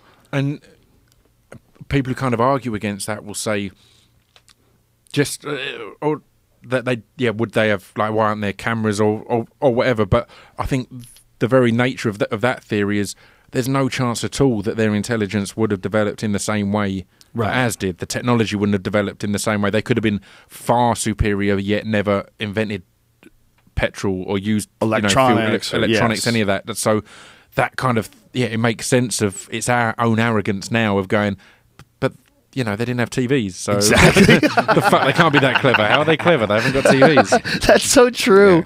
Yeah. That's such a good point. And I think that people from England have a bit of a better perspective of time than people in America, because if you're in London, if you go through London, you'll see 1,000-year-old buildings. Like, you don't see that shit in America. I was at a wedding in Boston once, and I had a day spare, and I popped into an antique store, and it was like all like the 50s and 60s, and it's like, that's not an antique store. Like, you go to England antique store, it's like hundreds of years old, all this old stuff. But there's like, this is antiques. This is like 80s. This is a long time ago. It's like, no, that's not what an antique is, my friend. Yeah, there's bars in London that are like 1,000 years old, right? Yeah. That's so crazy. The whole place it's so different. Like, when you're passing by the palace and you look at that thing, you see Buckingham Palace, and you're like, well, that's a palace. And it's right here. They have a palace. And it's another thing in LA. I like, when driving around, I see a lot of the houses that are kind of castle-like, and they think that that's what a castle looks like. It's like, have you been to a castle? Because castles aren't just houses with a little square bit on top. It's kind of, they're these built out of rocks and these huge things. And it always entertains me over here. All the different castles. It's like, isn't it weird that they sell castles?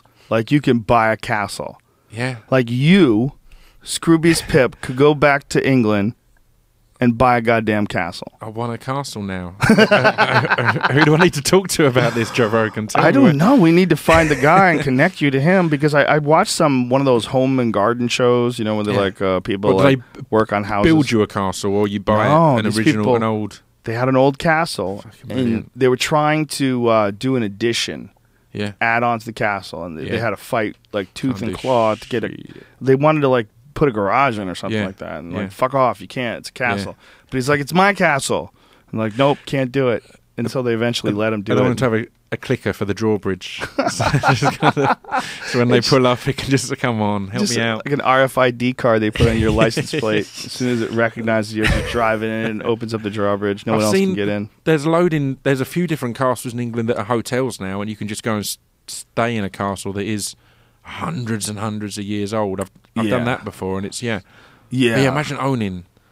You can, though. I know people I've heard of people that are famous people, like, buy castles. It feels so rude to put a TV and everything in, though. Like, you're in this old castle and you're like kitting it out. Yeah, you should not even, like, you really probably shouldn't even have electricity. No, if you want to do everything should be candlelight. Yeah, if you're going to do it right. I mean, that's what England's basically like anyway. It's all ye olde and candlelit. I know that's what. Is it really? That's the image that we give out. Check this out. You can get some castles right here. What kind of castle do you sell want? Castles? Yeah. What kind of castle do you want? What do you mean? It's like a website? Yeah, it's a real estate website. Wait a minute. One of them says a castle's £1,000, £1 million. Is that £1 million? Is that what it says? Yeah. What's a pound? As it relates to a dollar? At the moment, a dollar's, so that'd be about a 1.8 million. So £1 million pounds is 1.8 million. That's a pretty good deal for a castle. Yeah, that seemed crazy. It seems like castles are one of those things that really wouldn't depreciate very much. No, they don't. I mean, you could get a castle in Transylvania. Look after it well. Yeah, and then does it come with a vampire? Fuck that. That's 47. Do you want to have a castle? What do you weekend? Oh, we go to Transylvania.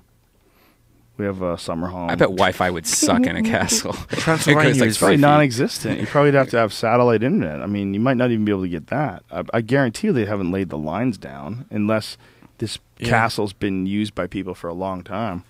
I drove through Transylvania on our last tour, and it just feels like the most underused. Like that they should put a Dracula Disneyland or some shit there. Yeah, right. And it'd be that'd be a huge tourist thing. You go through and it is eerie and kind of run down and really no economy going on there, and you just think, this is Transylvania for fuck's sake. Surely that's the most marketable real location. Like, it blows people's mind to find out that that's a real place. That's not just a fictional thing in a book. It's like they've got someone needs to go there and build a tourist resort. Dude, basically. you should do it. You should do it. You should contact their tourism board. I'll remortgage my castle and I'll see if I can open up Transylvania. But doesn't it seem like that would be like a dope idea? Yeah. Yeah. And you think of loads of kind of where you have these amusement parks and things like that. It's normally in kind of shitty areas where there isn't anything else anyway, because you don't want that in the middle of a town. Don't say that about Anaheim, sir. That shit's rude. Orlando either. Yeah, exactly. But it makes them a destination. And oh yeah, Orlando's a big time with. destination just because of those. And if you what kind of if you had how about this? If you had a fucking spot where it was like an amusement park, but it was all horror rides. Everything was fucking terrifying. Like they're doing an American Werewolf in London maze at Universal for Halloween, which I will be attending every day. I'll see that shit. That's gonna be fun. Do it on mushrooms. But could you imagine making an amusement park purely for adults? An amusement park for adults in Transylvania that's all horror, and then they set up the entire location like they have like fucking like speakers in the woods where you hear like horrible howls in the middle of the night while you're sleeping. They scare the fucking shit out of you. You know, to go everywhere you go, like people are instead of like, you know, when you go to Disneyland, you see dudes are dressed up like fucking, you know, Mickey Mouse and Goofy, and you go by Goofy's kitchen and Goofy wave at you.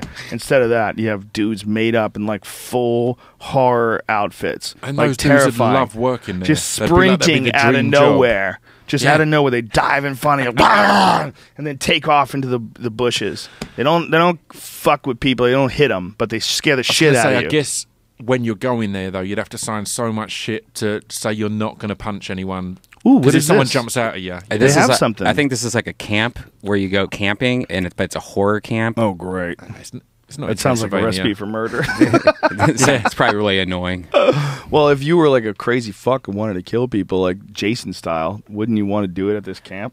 Like that seems so appropriate. Yeah. The There's a people big thing in the UK now where they have kind of these zombie tour things or whatever, and like it'll be in an old shopping centre or something, and you'll pay to go and be part of it, and it will be all actors kind of just jumping out and chasing you as zombies, and you'll be living out the zombie apocalypse. Yeah, but again, all of that just feels. How many of those actors get punched in the face, or someone just reacting in panic and hurting people? What they really need to do is make real zombies. I mean, like have an artificial real zombie. Have like what you do is you make like I'm making a list fake here. person that's not really a person. It's not really a person. It's dead. You show it's a shriveled up brain, but it can move and it comes at you like it's gonna bite you, and you have a sword.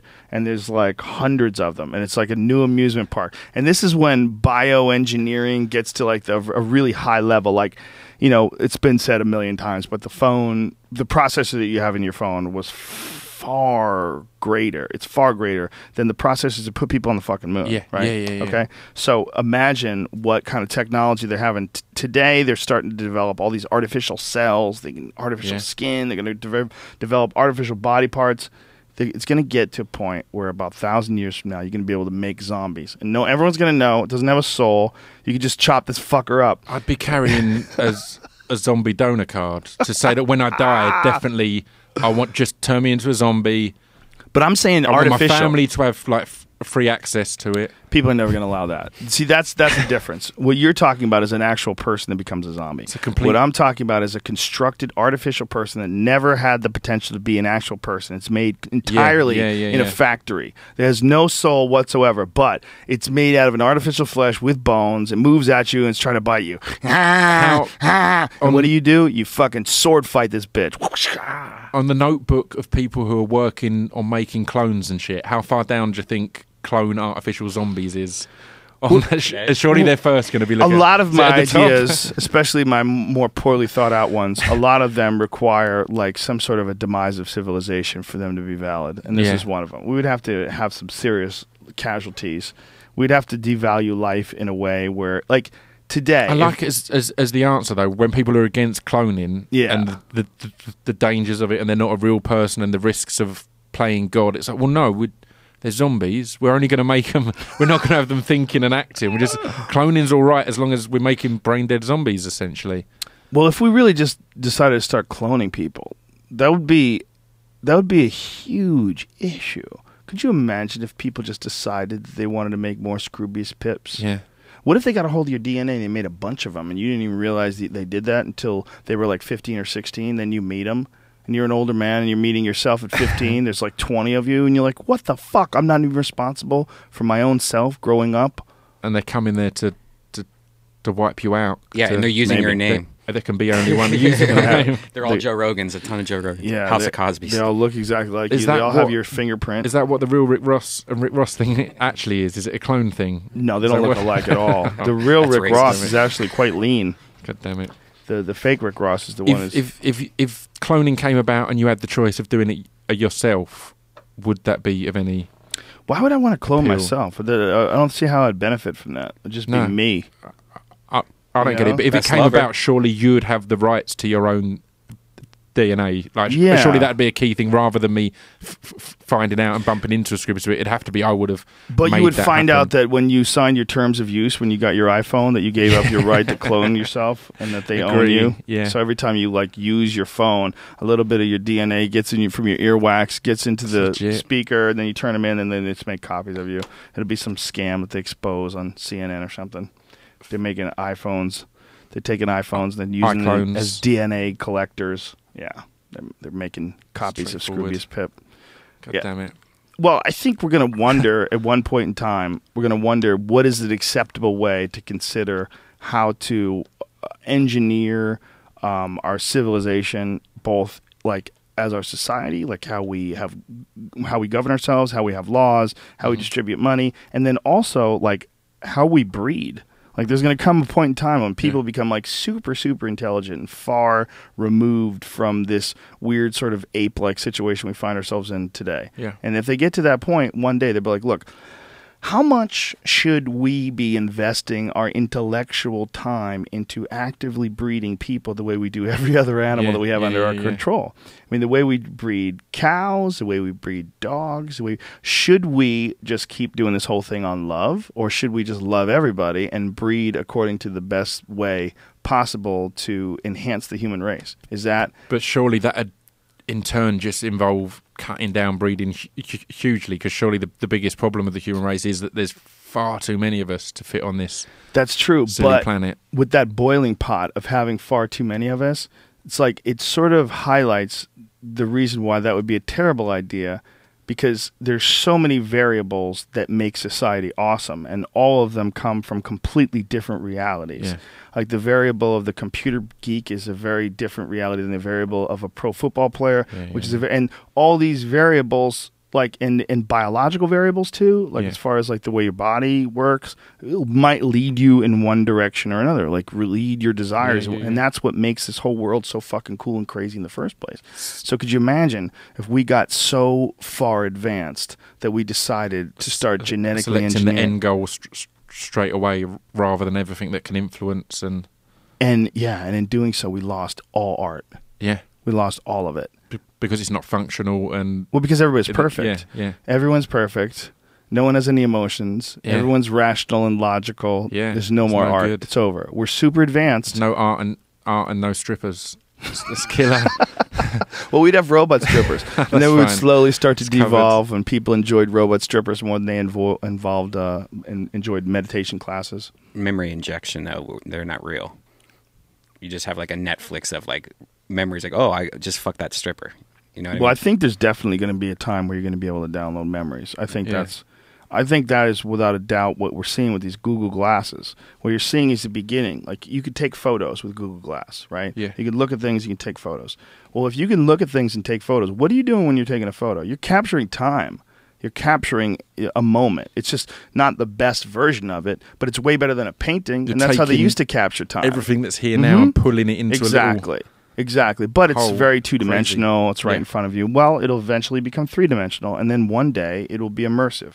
One day you'll be able to record and not just record a single image like this is the baby steps. One day, this is like when people first started to figure out fire, and that what that led to is the combustion engine. I mean, think about that. All the way up to plane travel. It was figure out fire, all the other shit comes up after it. Yeah. What we're seeing now by being able to take a photograph with the glasses, we're capturing time in a very rudimentary way, but really, for us, amazing. Yeah. Well, one day, we're going to be able to capture everything about it. The way your seat feels, the way your hands are sweaty, the way your beard itches, the way your clothes fit. You're going to be in that life. So you'll be able to take someone's memory and just run whatever it is, an hour program, a 2-hour program. People will be able to upload their sexual exploits. That's going to be legit. We should remove the point of needing a memory as such, because if you can just access it all, if you know what I mean, it'd kill our ability to actually remember stuff, because you don't need to anymore. Sure. The same as how Google already, and now there's so much that you don't need to learn or take in, because you can really quickly see who was in that film and and what else he was in. There's that kind of instant thing. So yeah, absolutely. I think the first thing that's going to happen is there's going to be a search of your memory starting from a certain period of time where you're going to be able to access like what you had said in the past or did in the past, and it's going to be more searchable, like to the point where I could go, what did I say last night around 10 o'clock? You said at 10:01, blah, blah, blah, while standing at this location. And you know what I mean? Like it's Right. Yeah. You're going to have Google for yourself. And that's Yeah, what you'll be able to ask it Yeah. what you did, and Yeah. it'll be able to pull it up. it's going to ruin the fun of arguments, though, right? Yes. When you It already has. when you can accurately say, no, here's what you actually said. This Right. isn't, rather than no. I never said that. I meant what I said was this. No, Where let's were you rewind. last night? That's the next logical progression, right? Because Google's already ruined the bullshitters argument. Yeah. When people bullshit Yeah. about stuff, you go, wait a minute, let me Google that. Yeah. Bitch, that's not true. Like, how many of those conversations have happened since Google, where those guys would have been insufferable fucks forever? Completely, it's weird. I always enjoyed in football or soccer, as you guys insist on calling it. We don't insist on calling it anything. We wish it would Just go not away. Yeah, interested. we should, that ball will pop. We wish these white people in America would stop pretending they like soccer to appear more interesting. Hipsters. Fuck off. For years, they were pushing for goal line technology and all this to see if a goal definitely happened. And Right. the main guy in charge, his argument for not having it was, one of the best things about this sport is arguing over that shit. And I love that. I love that as a kind of, I was like, that's the best logical reason I've heard, that it's better not knowing exactly. Like, it's a referee's decision, and then the next day you're like, that clearly went over the line. This is... Yep. That's great. That's part of sport. That's a you big shouldn't thing have in it all baseball. perfect. In baseball, it's so boring, but they love to argue when someone's safe or out. Yeah. And they'll fucking play that foot touching that bag 100 times, and the guy catching the ball and the foot touching the bag, and the guy, they'll play that shit over and part over of and it. over again. That's a terrible call by the referee. I disagree. From my point of view, I think it was the right Whereas call. if technology is just saying, no, here's the answer, that was out. It's like, Exactly. it takes all the fun out of it. It takes a little bit of the fun out of it, especially goofy sports. Goofy sports. It's just like, it's a strange thing, our obsession with scoring. Yeah. I mean, it's really kind of, we have a built-in need for war, and a built-in need to conquer, and a built-in need to form tribes, to go on after other tribes. We figured out a way to do it peaceably through sport. Yeah. Through organized, high-level athletic competitions. We have our team takes on your team, and if we win, we drink and we run through the streets. Woohoo! Do you think there's then an intentional thing in sports? Like, I mean, in MMA, everyone talks about, is the 10-point must system the right system? Like, do you think there's an active thing of, well, yeah, because everyone's having this discussion and talking about it and engaging about this fight, rather than, it'd be best if we actually knew who won and who The problem with that is sometimes the scoring system is so bad and so ineffective that it leaves everyone feeling like they get robbed. Yeah, and you see, I think the scoring system works. It's just you need better understanding from the judges and from all of that. I think again, almost any system, if it's clear enough and the people understand it, then I agree with you in some ways, but I also think that it's just not a comprehensive enough system to have 10 points. Yeah. Because MMA is not one sport. See, if it's boxing, the thing about boxing is, did this guy use his hands better or did that guy use his hands better? Yeah. This guy did. Well, then he wins. Look, he scored 100, punches. 5, of them were this and 10 were that and 30 were that. And you go over these statistics and it's kind of clear who won, who got the round. It's not hard to figure out. Yeah. But when you start factoring in things like takedowns, and then things like leg kicks and things like submission attempts, and you have to quantify what's more important, whether it's the strike or the takedown. What's more important? Is it more important this guy landed 5 punches, or is it more important that guy took the other guy down and held on to him and did nothing? And different people are going to have different opinions. It's very subjective. And when you're dealing with something like a 10-point system, one guy's going to get 10, one guy's going to get 9. Like, ugh, it's very screwy. You need more. You need like a scoring for grappling, variation. Right. So scoring, all the way across each one. Yeah, there should be like a score for everything that happens in the round, and there should be like 10-9 for each event. Like if they're standing up, 10-9, John Jones controlled the stand-up. But then John got it to the ground, and it was 10-6 because he almost submitted him, beat the shit out of him, controlled him. When it came to takedown defense, this guy got that, and you could have it like that and then count up the score.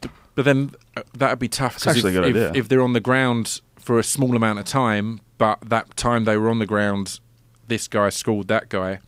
Right. Then if they've got 10-6 for that was 30 seconds. And then if a guy goes to the ground and it's only for a few seconds, it's not going to mean anything. Right. You have to have a submission attempt for it to mean something. So if the guy just went to the ground and got back up, it'd probably be a 9-9. If a guy takes you down and get back up, and you get immediately back up, it maybe not be even, but it's pretty close to even. I just think that if a judge is properly educated on it, then they'll be able to come closer and take all that into account and know that that takedown, there were 3 takedowns, but he didn't do anything while he was down, or they got up straight away. And I think if there's a greater education on the judges, they'd be able to work that system. I wish I was English just so I could say straight away and say it like normal and proper. And that's a proper fight. No, you're right, but I just think there's not enough variables.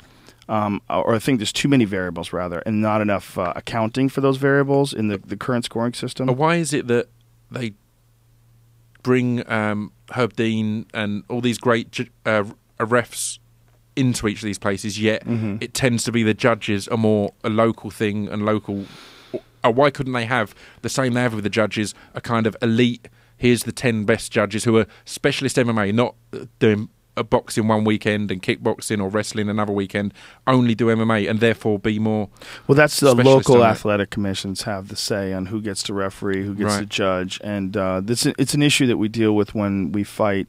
When we have events in certain places that don't have a lot of high-level fights. Yeah. And so you'll have local judges that were appointed by the commissions, and they're on television, and they're doing a terrible fucking job. Yeah, and they do things like they get too involved. They have too big egos, so they like get in the way of the action. They tell guys to fight, and the guys are fighting.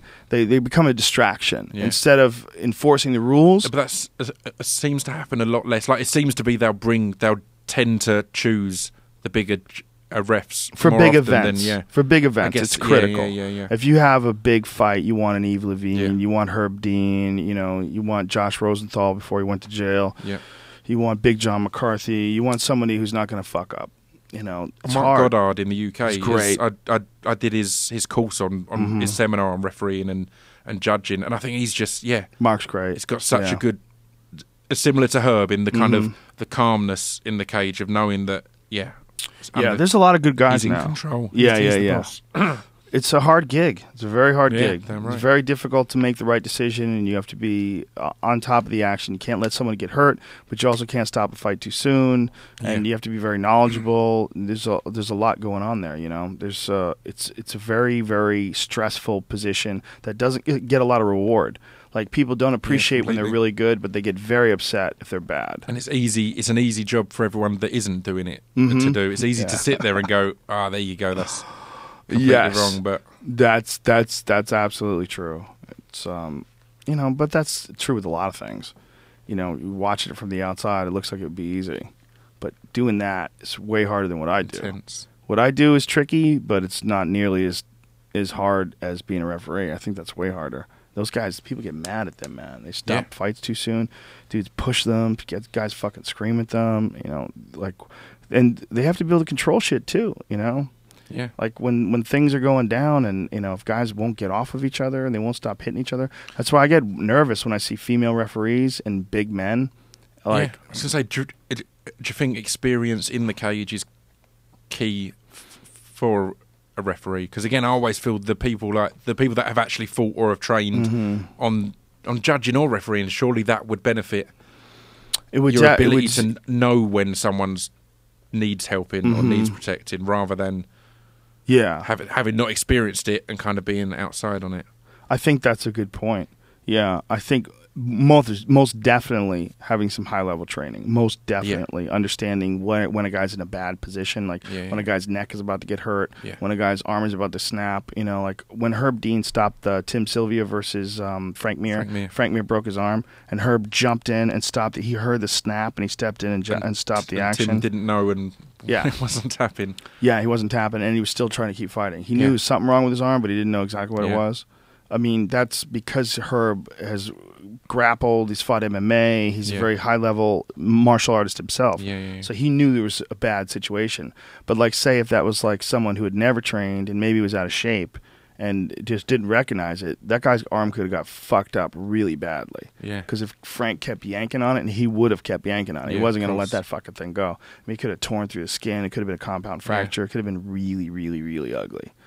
And, I guess it is a compound fracture when they both break. But when they puncture through the skin, that's another level of severity, because you have to worry about infections, and it's super dangerous.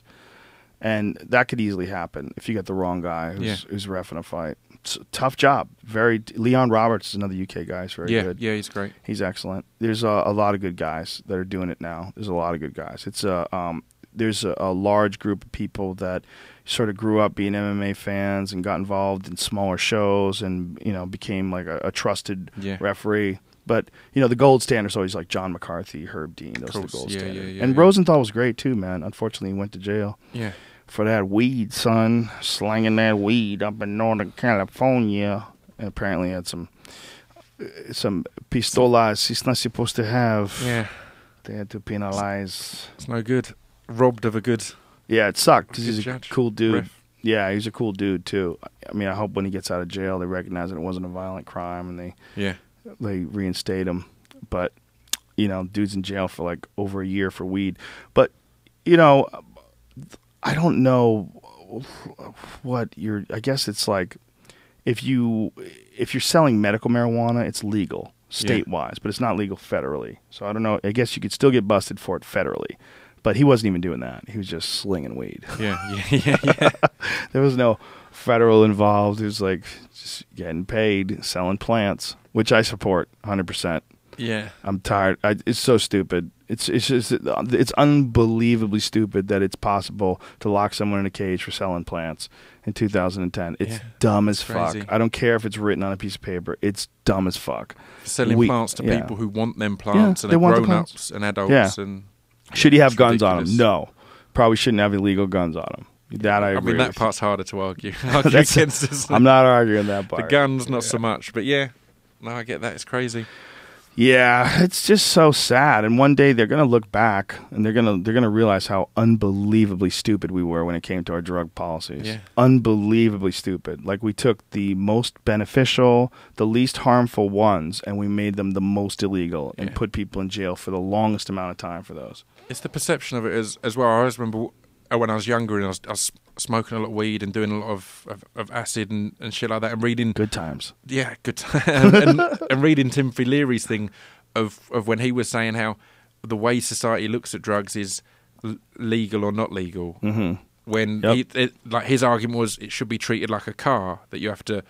Like, if you want to by acid, you pass a test, you get your license, you basically prove that you're intelligent and of sound mind enough to enjoy this, and then you go and buy it. Not because the one drug we've got in alcohol, it's just you pay money and that's that. Right. Anyone can have it. It's kind of, I loved that the first time I read that, of the small-mindedness of the way we approach it, when there's millions of ways to approach the legalization of every drug. Well, it's also very strange when we arbitrarily decide that one drug, regardless of its impact on people's health and well-being and crimes committed under the influence of it, which is like one of the most devastating ones, alcohol, and we make that our primary drug, and we just decide. That's the one. That's our drug. I'm behind that one. If you're going to do that, if you're dealing with a sophisticated, intelligent civilization like the UK, like the United States of America, like the Western world in the year 2014. You're dealing with people that have just previously impossible levels of access to information. Yeah. It's unparalleled access to information. It's never in human history. And yet, in the face of this overwhelming evidence, you're choosing to put people in cages for plants. Like that. That's unconscionable. It's intolerable. It's because we've known it for so long that it's just acceptable. It's the same as we were saying earlier with religion, of how ludicrous it is, but because it's been there for so long, it's accepted. It's exactly the same with that. But I think it's changing. If you strip it down and started it again, if that didn't happen and a politician came in and said, what we're going to do is we're going to put humans in cages, and people would go absolutely mental. If that didn't already exist, if that was a new thing, they'd be like, what the fuck are you talking about? You're not putting people in cages for plants. That guy's, He's violated drug policy number 65290. He has more than 1 gram of marijuana on him for personal consumption. Get in that fucking cage, hippie. Yeah, it's crazy. Didn't they just change it in Brooklyn? Didn't they just make make weed legal in Brooklyn? Medical, I think. Yes. I think New York. Think so, man. Medical in New York, but I think they made edibles legal. Really? Where? In New York. In New York, edibles are legal in New York. Marijuana in New York. That's nice. I like hearing that shit. Florida was the opposite. That everyone told me, like, it's so bad if they find a seed in your car, they will get you. Yeah, they'll fuck with you in Florida, dude. They only want cocaine. Yeah. Yeah, it's a medical marijuana state as of July 5th of 2014. So you can get medical weed in New York. Good. Jesus Christ. How is this 2014 it's happened? Especially the medical, which is, by the way, a Trojan horse. But especially the medical, because the medical you can't argue against it. People have intraocular pressure from glaucoma. It cures them. It helps relieve pain. It helps regain the appetite of people that are suffering from AIDS and on chemotherapy. It's like there's so many benefits. It's impossible to argue medically. How long do you think it will be before it just spreads over the country? Because it seems that it worked. Like everywhere it's gone, right? It's worked, and it's good for the economy and. The best shit is when we get the people in Iowa high. That's going to make the world a way better place. All those tense dudes who are out there deer hunting. Get those guys high. Everybody needs to just get it's a perspective enhancing moment. That's what's going on here, folks. Do I mean that everybody needs to get high? No, I don't really mean that everyone needs to get high. You don't. If you're a happy person the way you are, keep on keeping on, son. But the idea that people can't benefit from something that people have clearly benefited from, not just benefited from, but have stated over and over again that they've benefited from it. You don't hear that about a lot of other drugs. This is a great drug. Yeah. And there's a lot. I mean, I benefit from several different drugs, but like caffeine, I benefit from caffeine. We don't like to think of it as a drug, but that's a drug. It's an absolute drug, and I like it. I love coffee.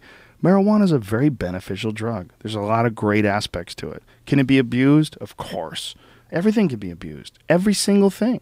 Food can be abused. But as grown-ups, that should be a choice that you can make, right? It's just about being a disciplined grown-up. I mean, I stopped smoking, I haven't had any marijuana in over 10 years now. But it just wasn't, it wasn't working out for me personally. But that doesn't mean, again, it's not. I'm still very pro as I think everyone should try or it's positive to try all these things. And yeah, and the idea that everyone is going to respond exactly the same way to any given substance, whether it's aspirin or marijuana. I mean, there's a reason why some people are allergic to some things and other people enjoy, like shrimp. Yeah. Some people eat shrimp and they'll get sick as fuck. I love shrimp. It's delicious. Make it illegal. Make it illegal. It's dangerous. They have to make it illegal. It's not safe for I mean, society. there's a good percentage of the population that's allergic to shellfish. It's a fairly common allergy. Yeah. And if they had chosen the same sort of ideas that they have on like marijuana addiction, this is one that they love to throw around, marijuana addiction. Yeah. I would like to put marijuana addiction next to shellfish allergy and see which one is more common. Yeah. Because I bet shellfish allergy is way more fucking common than marijuana. And so the idea of making it illegal because one tiny percentage of the population gets physically addicted to it, well, I don't know what's going on in their body. They might be physically addicted. But for me, I know I can stop and not have weed for weeks, and I don't feel any physical pain. Nothing. Crazy. I've taken 2 weeks off and had nothing, not felt a thing. Not an urge, not a just living life. There's no want, there's no itch that you can't scratch.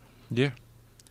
It's weird that we have these arbitrary decisions that get made a long time ago and that they stick just because someone wrote them somewhere. We're so goofy like protecting that. against addictive personalities, I guess, or physical addiction, but people will have that for anything. Did you see the New York Times said that, they did a New York Times editorial saying that marijuana should be decriminalized nationwide, and the government had a response to the New York Times that was so goofy. And it included all this shit about children, about the affecting the brains of children. Like, no one's saying give pot to fucking children. Did you even listen? They didn't even read the editorial. The editorial is about adults. Yeah. Informed adults should be allowed to smoke marijuana. And the government's thing, like the response was all about kids. It's like, you goofy fake babysitters. You don't give a fuck about kids. You guys aren't in the hood. You guys aren't in the hood saving babies. Fuck off. Looking after fuck the off. children. You're not looking after kids. It's not hurting kids. Stop it. No one's saying kids should go get high. Jesus Christ. It's ridiculous. Goofy fucks. But that's the kind of people that are responsible. That's the kind of people that are responsible for our laws. But who's saving the kids from shellfish? who's out there fighting that battle? They try saving no kids one from there. peanuts are a big one, man. Yeah. Nut-free schools, like the schools my daughter goes to. My daughter goes to a nut-free school. Yeah. Why do they still have nuts on airplanes? Like they still do it. Why wouldn't they just switch to Cheez-Its or something? Like, why is it nuts anyways? It's a good question. Is there something with nuts and flying? They're good There's for tons of things like that, though. Like the realization. Making me want nuts. I can't remember. It was Come over here, boy. a comedian was talking about how come when epilepsy came about, we didn't go, all right, we don't need strobe lights then. Strobe lights aren't a necessary. Oh, that could kill you, send you into a fit. Let's get rid of them. That's fine. We don't need. They're not a necessary. It's like, no, we need to party. My friend Jim, with strobe lights. His wife would black out. She would see like one of those crazy. animated GIFs online. Just put them somewhere else. Just I thought he was fucking around. involved. Do you remember that guy Jim from the message board? Yeah. He put some warning up, like saying like, hey, you guys take down these fucking strobes, and then of course everybody changed their avatar to a strobe. Like, fuck off. Of course they did. Maybe just shut off avatars instead of killing the party. Because Yeah. if you didn't know that you were going to see something, and if you saw it, it would black you out. You'd have to be like really careful about your viewing habits. There we go. Don't do that. You'll make people die. You shouldn't do that, man. That's rude as fuck. That's going to bring the aliens back if you do that. Yeah, right. They're going to come back and land. It's a secret signal. Yeah, there were some radio signals they just found in the galaxy recently. Fascinating. New radio signals found in the galaxy. And people are speculating as to whether or not it's aliens. What's it sound like? Does it sound like static, or is it? I don't think it's like a sound. I think it's like a signal. Just waves. Radio waves emitted from nearby galaxy. Wow. Yeah, it's interesting shit, man. July 10th. Mysterious signal from a galaxy far, far away. Brief pulse detected by the Arecibo telescope appears to come from far beyond our galaxy. Could be caused by evaporating black holes or mergers of neutron stars. Or aliens. Could be aliens. Could it be aliens? Yes. There's a chance. They could be trying to reach us. It could be a chance. Did you see that video that somebody shared it to me on Twitter where they can take sound waves off video of like a plant and like map it out, and it will recreate what the sound was when that video is recorded? Yeah, well, they can use a Doritos bag. Yeah, Doritos bag. So you saw that video. Yeah. That was nuts. Incredible. So if you're in a room and say like you're talking and you have like a Doritos bag there, like a light piece of paper, they can focus on that, and the impact of your voice on that Doritos bag, they can detect what you were saying. They can detect the sounds. What? Damn. Yeah, see if I can find that video. That is the mind blower of the week's mind blowers. And we were getting excited about cameras earlier, and that's fucking insane, yeah, right? I mean, dude, how much smarter are those people than me? Yeah. They're so much smarter. Like, that's not even a human. No, like, anybody that can figure that out, like, when I think that. about my potential for figuring things out and their potential for figuring things out, like, you know, the tools that they have, the steps that they are ahead, I could live 100 lives and never even catch up to where they are. Never even get close. It's amazing. Like, when people want to pretend that all people are created equal, why don't you pay attention? There's some motherfuckers out there that are getting sound off Doritos bags, and guess what, fuckface? They're smarter than you. Yeah. They're just, their brains work better. Here we go. The results of this video are the best experienced through headphones. When sound hits an object, it causes that object to vibrate. The motion of this vibration creates a subtle visual signal that's usually invisible to the naked eye. In our work, we show how using only a video of the object and a suitable processing algorithm, we can extract these minute vibrations and partially recover the sounds that produced them, letting us turn everyday visible objects into visual microphones. That's crazy. In the silent high-speed video shown here on the left, we see the leaves of a potted plant shown on the right. The video was recorded while a nearby loudspeaker played the notes to "Mary Had a Little Lamb." Oh my God. So now what they're going to do, they record it with the sound, and they're going to play it back using the... Even when we play the video in slow motion here, the vibrations caused by the music are so subtle that they move the plant's leaves by less than 1/100th of a pixel, making the plant appear still to the naked eye. But by combining and filtering all of the tiny motion happening across the image that you see, we are able to recover this sound. Oh my God. Crazy. So in the future, we're going to be able to take old video and find out what we're really talking about, or JFK or something. Oh my God. Oh my God. That's insane. We recovered live human speech from high-speed video of a bag of chips lying on the ground. But to make things a little more challenging, this time we put the camera outside, behind a soundproof window. This is what a cell phone was able to record from inside, next to the bag of chips. Mary had a little lamb whose fleece was white as snow, and everywhere that Mary went, that lamb was sure to go. And this is what we were able to recover from high-speed video, filmed from outside, behind soundproof glass. Mary had a little lamb whose fleece was white as snow, and everywhere that Mary went, that lamb was sure to go. That's haunting. Oh my God. That's ridiculous, amazing. right? That's amazing. So what that's going to happen is we're going to be able to take old home movies, especially like the 8mm kind that's like no sound that you used to have in the 70s.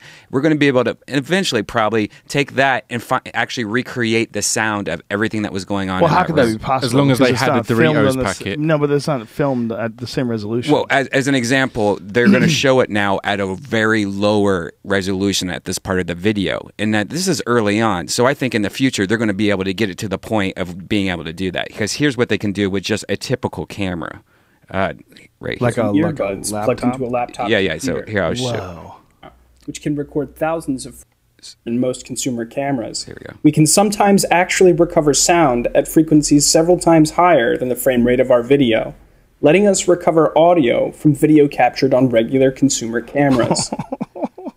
Here we see a 60 frames per second video of a bag of candy captured on a regular consumer DSLR while our Mary Had a Little Lamb music played through a nearby loudspeaker. They love this tune. Yeah, right. And 60 frames is like half the speed that like the iPhone can do. Wow.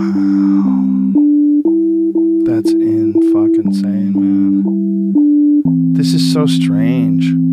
By using a variation of our technique on the rows of the recorded video, we are able to recover this audio, which includes frequencies more than 5 times higher than the frame rate of our camera.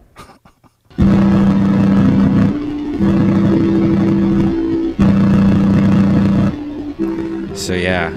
Wow. Expect new crazy ghosts in the future from the past. What a weird world we live in, man. What a weird world. That someone can figure that out. That's well, that someone can try to figure that out in the first place is just insane. Just the actual thing of having the idea and perception of thinking of that is just yeah, that's a real game changer, right? Yeah. Wow, so humbling. Yeah, you know, it's like I really feel when I see something like that we're very fortunate in the time that we live, that we're going to get to see these things. Yeah. That we're a part of this insane moment in history where things are becoming so complicated so quickly, so powerful so quickly. The impact of them, the impact of people's words, it's never been a time like this, man. It's the speed of it all is insane. Like the speed, the chain, or the speed we went from the invention of the internet, which is putting everyone in the world in touch with everyone else. And then the speed we went from that to turning it into something that we just look at tits on and tweet people and talk shit. The speed which we've just become comfortable with this amazing piece of technology that we should be using to find out amazing things constantly. But 90% of the time we've got so comfortable with it because it's just on your phone now. It's not. It's not this great jump in technology that. Well, we take it for granted while it's doing its work. Yeah, and it's doing its work, and its work is connecting all of us. All of us, and I mean, we're connected in some really bizarre ways now, man. That's, I mean, what we're seeing on the screen, we're watching this video, that's a fascinating new thing, an amazing new thing, but it's probably one of like a million new things that are coming out that are going to freak us the fuck out. You know, all this stuff is essentially magic. It's crazy how they'll freak us out for like a minute. And then it'll just be regular, and then it's just fine.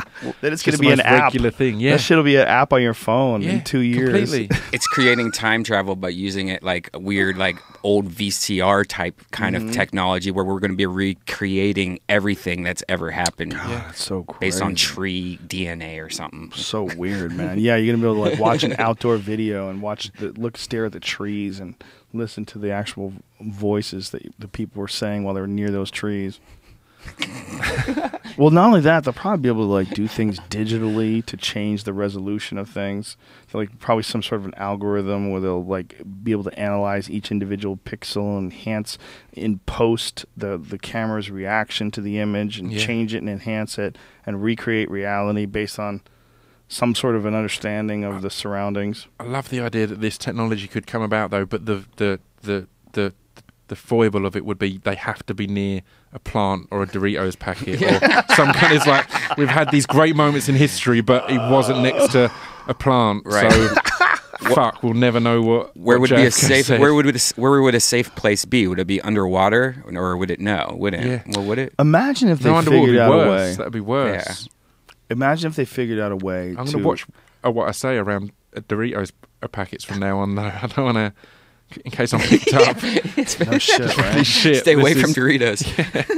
Imagine if they figure out a way to recreate old historical videos and actually make them like a part of the Oculus Rift, make them like super high resolution, calculate them based on all that, like say if they took the Kennedy assassination and they calculated it on all known photographs of the area. They did a very comprehensive analysis. They in detail every photo of Kennedy's face ever taken, every photo of Jackie O ever taken, every inch of one of those crazy limousines that Kennedy was driving in, the convertible limousines, every inch of it. And then they put you in a virtual reality where you're at the scene and you got to watch the Zapruder film play out. Like right there. Like you're there.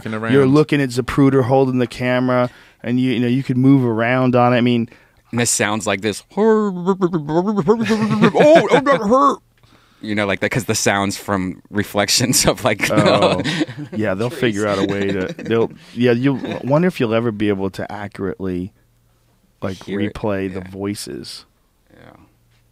But the recreations of historical events in 3D in virtual reality is inevitable.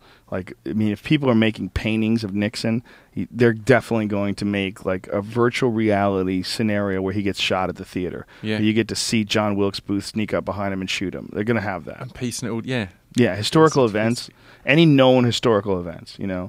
I'm writing a story or song or whatever at the moment about a guy that gets a chance, meets some kind of god or whatever, but gets told you can have one truth, and you've got to pick everything throughout history. Like, you could pick, like, to know what happened with JFK, Ooh. or to know if Jesus was real or whatever, and just what would that one... I mean, in this story, he ends up going through all of that and then asking if his girlfriend cheated on him, because that's the reality. That's the reality. That's the truth that you'd ask and need to know, but... What the fuck would you... It's weird because JFK is one that I always come to, and I'm not American. I've got no... I think it's just because it's such a conspiracy theory hotbed that I want to know the actual truth. Yeah. Fucking amazing. I think the actual truth would be interesting, but I'm pretty convinced of a conspiracy when it came to JFK. I've seen the evidence that Lee Harvey Oswald acted alone, and one of the things that I don't find compelling is that there was obviously the Warren Commission had a predetermined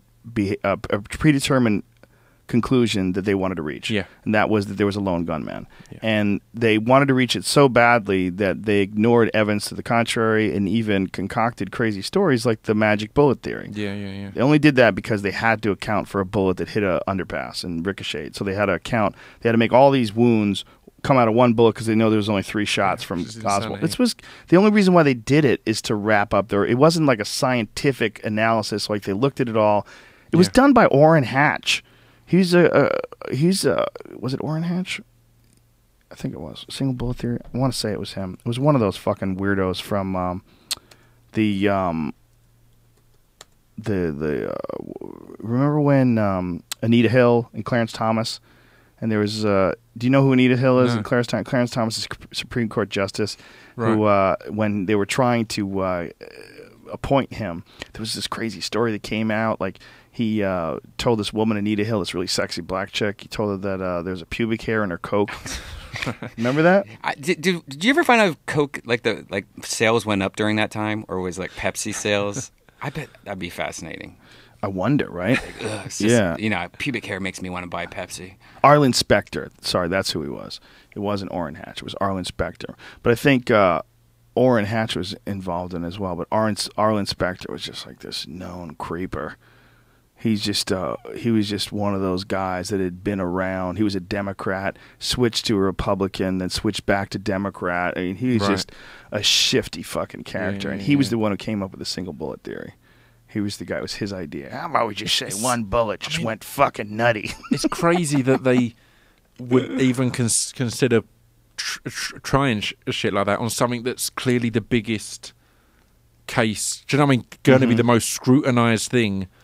Well, I think it's equally insane that it's stupid that they come, but equally insane that they would think, that'll do. We'll tell the people that. But it did work. I mean, there's people that argue it today, so they were right. So. Like, if whether or not they were right or not, I'm not sure, but they were right that people would accept the fact that this one bullet did all that damage. To put that there, yeah. It's so preposterous in so many different ways, and I've had conversations with people like, you can't deny the actual bullet's dimensions itself. The bullet itself was in pristine condition. People hate this conversation because it's been done so many times before. But there's also fragments of it that it was left in the body. Yeah. The body is of Connolly, especially, where they weren't accounted for. They weren't missing for the bullet they found in the gurney. That wasn't the bullet that did all that. Yeah. It just wasn't. It's not a bullet that shattered ridiculous. bone. It just wasn't fucked up enough. It doesn't make any sense. Much more likely, since it was found on the gurney at the hospital, that somebody placed it there. And to pretend that people wouldn't place it there is preposterous. You find a pristine bullet on a gurney, on Governor Colley's gurney in the hospital. Do you assume that someone placed it, or do you assume that this is a bullet that went through 2 people and just happened to wind up on the gurney? Well, either one of those is true, or either one of those is possible, rather. You know, to say that you absolutely know that that's the single bullet, and this is the reason why. No, it easily could be placed there. And if it was placed there, your whole theory of one bullet doing that thing, well, you have no bullet. Like, where's the bullet that did all this? What does it look like now? Well, it looks something. Fantastic. You don't know. So because finding the bullet was the only reason why people were willing to believe that one bullet did all this damage. So they had, which is really ridiculous because you would think that would be contrary. Because it's a bullet that was shot into a swimming pool or something. It doesn't look fucked up at all. Yeah. I don't know, man. The either or thing is a problem as well because everybody wants to say Lee Harvey Oswald acted alone. No, he didn't. It was a conspiracy. Could be Lee Harvey Oswald was a part of the conspiracy. Yeah. That's possible too. Yeah. He could have been their patsy, like he said I was a patsy, but he also could have been involved in it, which would account for the slaying of the officer, like a police officer was shot, and they attributed that to Lee Harvey Oswald. He might have shot a cop because he was a guilty fuck. Yeah. He might have been involved. He might have been one of the gunmen. There might have been several gunmen, and they might have just had that guy set up as a patsy from the jump because he had a wife that was Russian. He was from Russia. Either way, they killed Kennedy. I wouldn't go back to see that. I would go back to pick that. What would you pick? I would go to Roswell. Yeah. I'd want to see if a UFO crashed or if it was just a fucking air balloon. But that hot air balloon. Surely would. That one feels to me like it would if it could potentially have the most disappointing outcome. Yes, I'm go looking forward all to that way. You do disappointed. this and then go, oh fuck, it was an air balloon. I want to confirm my suspicions, and my suspicions are this is my suspicions when it comes to UFOs. This is the big one. I think that people are full of shit. I think that there's enough full of shit people to account for some really good stories about UFOs. Yeah. Has anybody ever experienced an actual UFO from another planet? It is absolutely possible. That's not what I'm saying. I'm not discounting if you're the one person out there that actually has a real unique experience with a UFO and you're not crazy. I'm not discounting you. But what I'm saying is, when I look at all the evidence, like the Roswell and all these different stories and all these different crash stories, people are so full of shit that it's much more likely, knowing the small number of these things that actually get reported. Yeah. People say thousands of sightings every year. There's 350 million people in this country. If you only get thousands of sightings every year, what are the odds of those people being crackpots? 100%? Yeah. It might be 100%. If it's not 100, it's 99.99999. It's too crazy. It never happens to a really regular and person. We can't. We must account for the number of crazy people that we have, that we've counted. There's a lot of them. So if people are just having these episodes where they start telling you about UFO abductions and seeing ships that are invisible and move faster than time, it's also possible they're crazy and full of shit. So I would love to go back, and if I went back to Roswell and I found an actual UFO, I would fucking change my tune.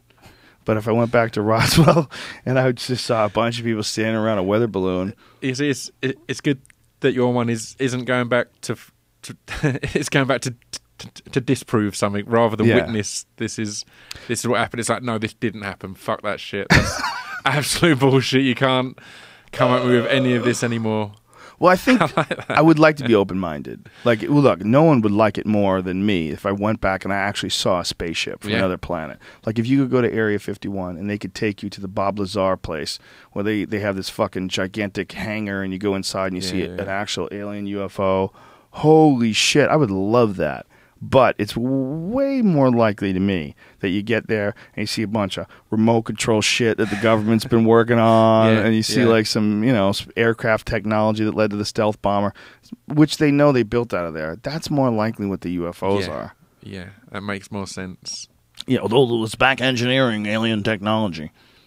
Well, I don't see a lot of evidence of that. That seems like you're discounting human ingenuity, which is obviously fucking amazing. Yeah. Look at this sound thing. That's exactly what I was going to say. What we're looking at already is back engineered from aliens who want to see what we're saying at distance. So I think you're dealing with a lot of dull-minded people that can't even comprehend the intelligence level of the people that can conceive something like a stealth bomber.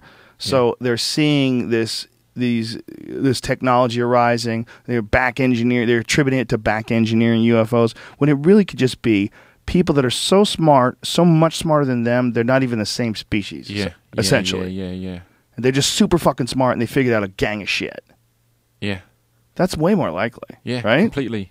So the people who work for the government that have made it are aliens, essentially. In a way. They're that much further advanced than... Right? us. That's the proof of aliens. Stephen It's just Hawking. They're not actually. Tell me he's not an alien. Yeah, that dude's an alien. What is he? He's a computer voice, right? Yeah. And he's a brain that's connected very loosely biologically to some movements that control a computer. It's essentially a brain directly interfacing with the computer through fingers. Textbook alien. He's an alien. Classic alien right there. And he warns us about aliens. He's warning us about him. He's covering his own tracks. He's so much smarter hiding than in plain sight. Right in front of us, pretending he can't move and waiting. And then he'll open up like the thing. It'll be a fucking mouth and chomp down someone's head. But in a sense, petrifying. In a sense, he's an alien in that he's something that we can't even imagine. We can't even imagine what's going on inside of his mind. He's so goddamn smart. He's so advanced that his concepts and the levels that he's operating on and thinking on might as well be alien to some guy who works at Krispy Kreme and keeps fucking up and doesn't figure out which button to press. You know? Yeah. Shouldn't say Krispy Kreme. It's a wonderful establishment. Makes fine donuts. What's the deal with the line for that, though? So they're delicious. There's like 30 car deep in Burbank. Every time I drive by, I'm like, one day I'd like to try it. It's not because they suck. Well, you just do. The Burbank one is the shit, dude, because it's 24 hours a day. You need to do is come home from a comedy club some night. Yeah. I've done that coming home from the Ice House. Stop off, get some Krispy Kreme. Ka-chow! It's like 1 in the morning and there's a line of 30 people. Gluten-free? Not. No gluten-free. Not Get the fuck out of here, bitch. You're getting full sugar. It's going to go right to your arteries. You're going to feel like shit for hours after you eat it. But for the mouth pleasure that you get for that minute or so where you're eating one of those, it's worth it. It's worth those hours. Yeah, easily. don't be a pussy. You know? What do you think is going on with this Ferguson thing? Because I'm looking at it now, like they just arrested the HuffPro reporters, arresting reporters. They're going into the McDonald's and going, everyone needs to leave, like employees. Why? Wait a minute. HuffPro, why what is are the they Ferguson arresting? You know who to follow is Wesley Lowery. It's WesleyLowery. He writes for, I think, the Washington Post. He's formerly of the Boston Globe and the LA Times. Huffington Post reporter arrested in Ferguson. Yeah, it says Ryan J. Riley, rather. This is fucking crazy. Ryan J. Riley and the Washington Post's Wesley Lowery were arrested Wednesday while covering the protests in Ferguson, Missouri surrounding the death of unarmed African-American teenager Michael Brown, who was shot to death by a police officer last week. Riley tweeted that around 8 p.m., the SWAT officers invaded the McDonald's at which he was working, requested information after he took a photo of them. Lowery was also working at the fast food restaurant. Whoa. Wait a minute. How are Huffington Post reporters arrested? Oh, HuffPost caused the Ferguson status of Riley after tweets that he had been arrested. The person who picked up the phone identified himself as George, said he couldn't give any information at this time. So who got arrested? I'm confused here. Reporter for the West. Yes, Los Angeles Times reporter Matt Pierce talked to the police department. And this guy used to work for the Boston Globe. And looks, officers slammed me into a fountain soda machine because I was confused at which door they were asking me to walk out. And this is a reporter that was waiting to be taken away. Large black man screaming for help in the back of police truck. Whoa! I'm dying! Please call! He screamed. Yeah, I'm still trying to figure out which Huffington Post guy got arrested. Here. Also, Ryan Reilly of HuffPro assaulted and arrested. Wow. So those guys, why did it say that they, oh, I get it. I'm sorry. They were working on their laptops at McDonald's. That's not they were working for McDonald's. Yeah, right. Oh, wow. So they came in while they were working and they asked for their ID, and when they took a photo, holy shit. Like, that's like beyond overstepping bounds. There was also a video that someone put up online of some people filming cops, and the cop points the gun on them and tells them to get the fuck out of here. And they all start screaming. It's really crazy shit. Yeah. Like, the cop says, get the fuck out of here, and he just points the gun at them. You know, it's some dark shit, man. This is all what everyone was terrified of when that operation or that Occupy Wall Street shit was going on. Yeah. What they were worried most is that at one point in time, the United States is going to have something that just wakes people up to shit like this, and they actually start rioting. You know, and that's a terrifying thing for police. It's a terrifying thing for law enforcement, for you know, any form of government. Yeah, when you have this happen, these types of things, they build momentum. You know, it gets real scary when people feel like the police is doing them wrong, and there's a battle between people and the police. They start shooting rubber bullets at crowds like they're doing here. They're just hitting random people in the crowds, trying to disperse them. You can't do that, man. This is dangerous shit.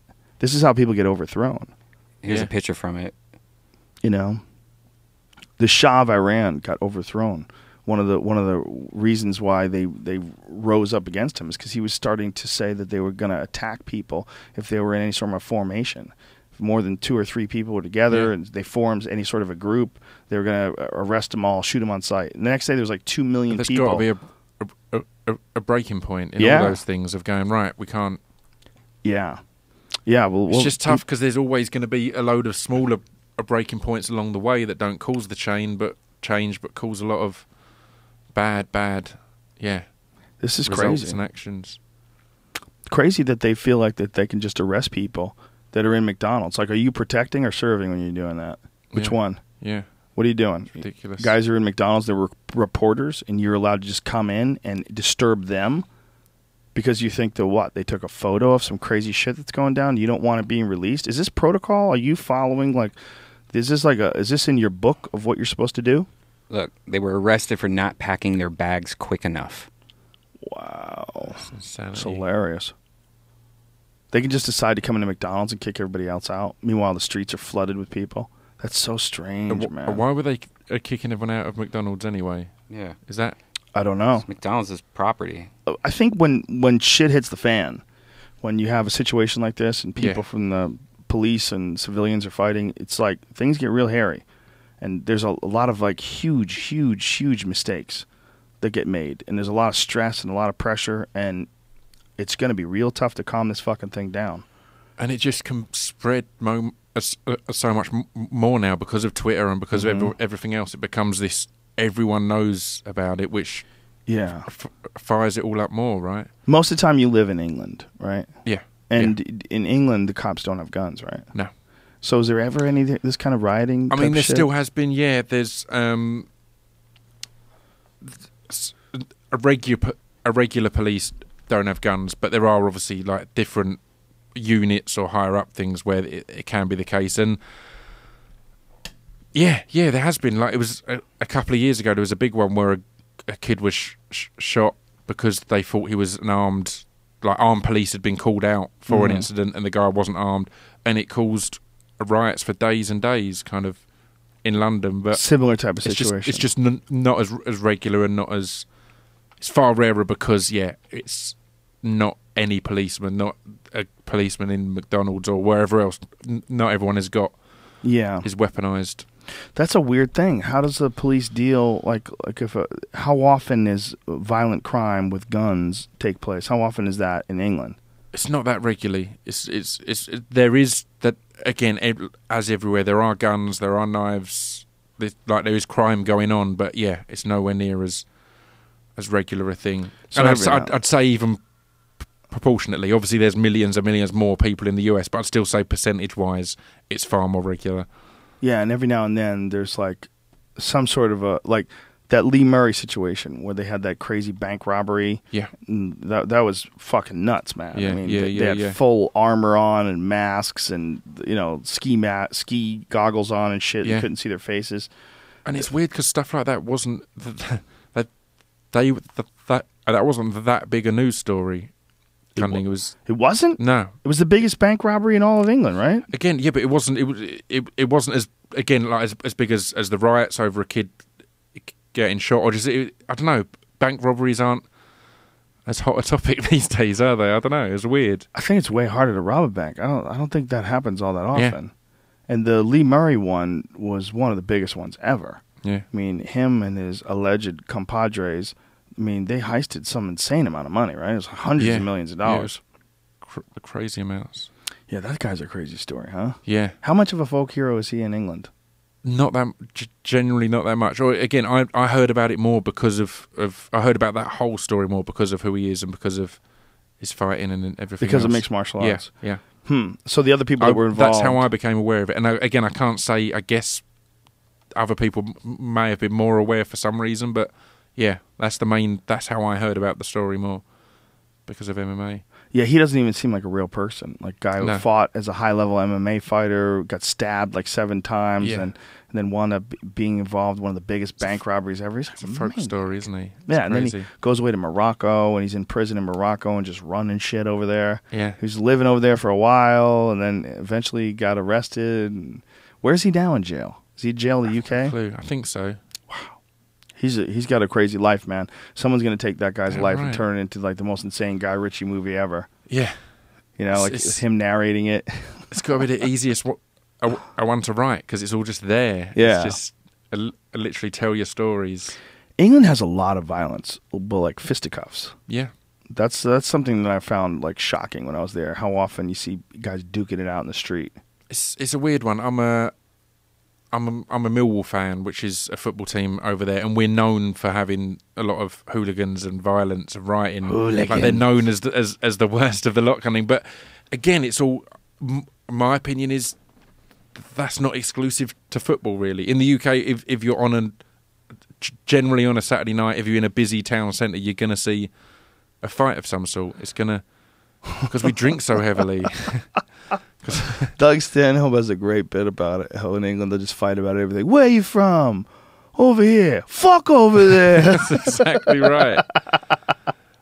It's such a strange thing. Do you think that I wonder if how much of that is related to the fact that there's direct descendants. When you're in Europe, there's no clean break. It's not like your family comes over to a new continent, forms a new civilization, and starts fresh. Yeah. No, you're essentially riding on the momentum of King George. It's like the same.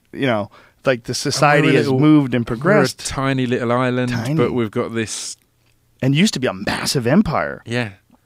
That's got to affect things, right? Our whole history is running so much of the world, and then we're on this tiny little island, still claiming that we're the mighty England, but we're just scrapping in the streets amongst ourselves. Isn't it weird how civilizations do that? Like cultures like rise and fall, in their influence, in their power. Rome. Go to Rome. It's shit there. Nothing's going on. Go buy a pizza.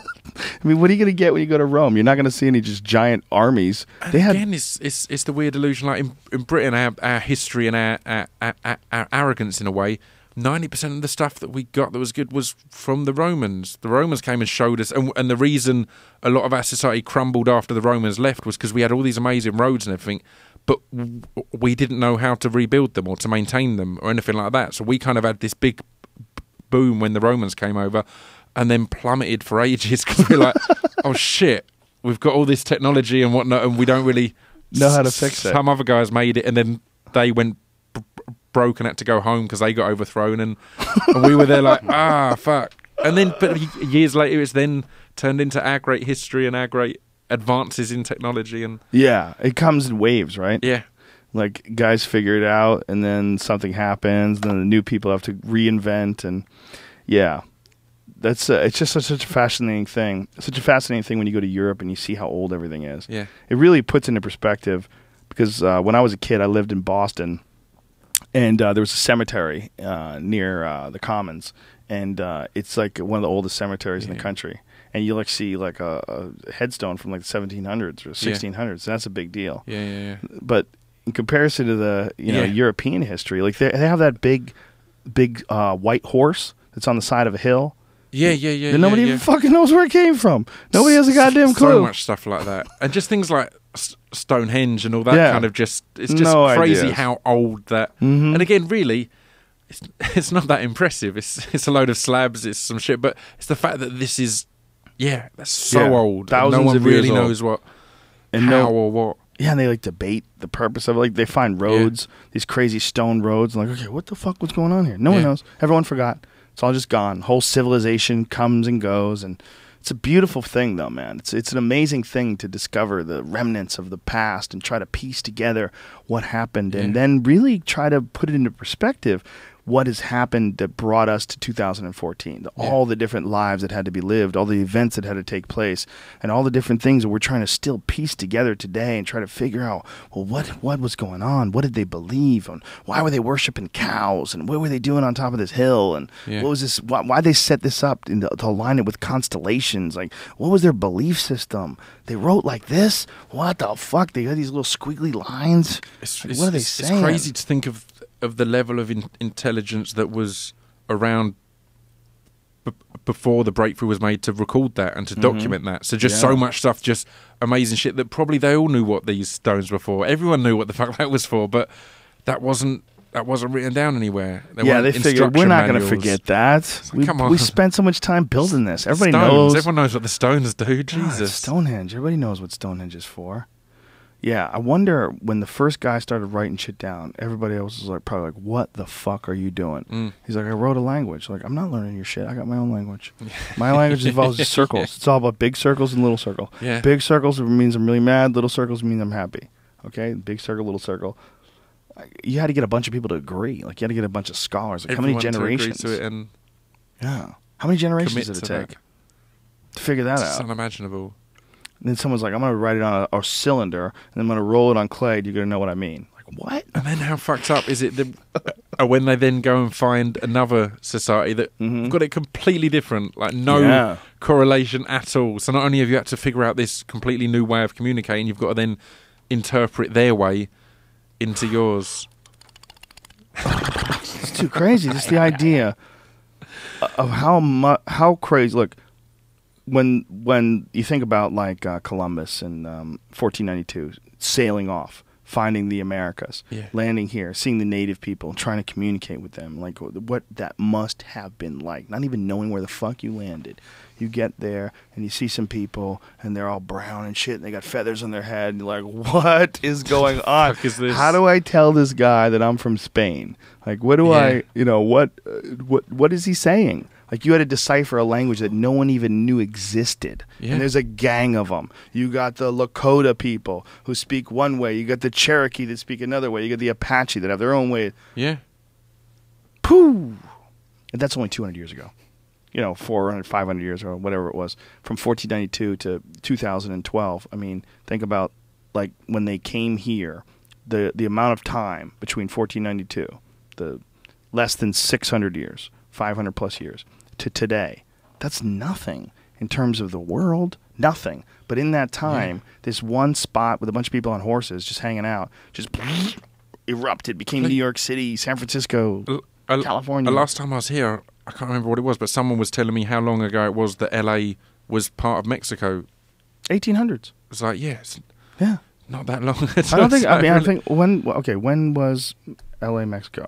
I say, sure it was I say more 1800s. recent than that. Really?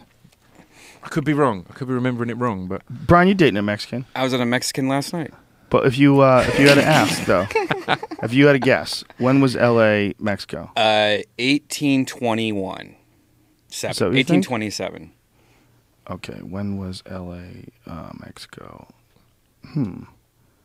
When did L.A. belong to Mexico? Okay, when did it's the anticipation now. I know it's building. I'm saying more recently than that. I'll be in Santa Barbara. What are you this weekend. saying? I don't know. I don't want to. 1769. Oh, really? 1769? I think so. Hold on a second. European exploitation period from 1542 to 1769. Oh, no. I'm skewing. Mexican period 1821 to 1848. The United States statehood. Dude, that's which continues to the present day. 1821. I guessed it. Date. Yeah. Boom. That's amazing. You probably do you think maybe you had that in your head? Like you knew? I got a little Mexican juice on me. Maybe that has something to do. No. Do you think that maybe you saw that somewhere? No, it's a crazy number to pick, 1821. Yeah, it is a real incredibly number. specific. Yeah, it's really specific, but you got it. But it's also, I've seen those T-shirts. That's one thing to take into consideration. They have a T-shirt that says 1881 to 2014. A lot of people wear it. It's got the, there's birth T-shirt. I've seen them like different years. But Maybe I saw it one day. I have no idea. I've never even. Well, it's a good memory though. Whatever it is, you were right. I actually didn't even know that Mexican and the United States was in the same. Different tribes of Native Americans have lived in the area that is now California for an estimated 13 to 15,000 years. Holy shit, man! Holy shit! Wow. During the pre-European period, there was only between 100 and 300,000 Native Americans living in California. Wow, there's no one here. It's crazy, just empty. Isn't that weird? 300,000 is not empty, though. Imagine how pleasant it was. It's probably amazing. I mean, look, it was probably a hard life living back then, but how amazing must it have been to be on horseback and shit, 300,000 people here. Well, actually, pre-European, the problem with that is pre-European, I don't think they were on horses at all. The horses came from the Europeans, I'm pretty sure. Yeah. They're riding horses. Like, that was one of the things, like, where Cortez showed up and Montezuma's people were like, what the fuck, these guys are gods, because they were on horses. And thought that they were part of the horse. Yeah. Fascinating shit, man. 1821. That is not that long ago. It's not that long ago at all. Less than 200 years ago, this was Mexico. No wonder why Mexicans get mad. That shit's really recent. That's like that's not that many generations either. No, not at all. That's not that many at all. There's like great-great-grandparents who can almost remember that shit. Yeah. Wow. I think I saw somewhere the other day that Columbus, Ohio now has a bigger population of Mexicans than white people. I think is what I'll double check on that. But Columbus, Ohio. Yeah, and we just I remember when I lived there just some 10 or 11 years ago. Yeah. It was like I remember seeing the first Mexican. I remember like, what's that? You know, and my mom's like, that's a Mexican. Every day I'm hustling. Every day I'm hustling. They figured out a way.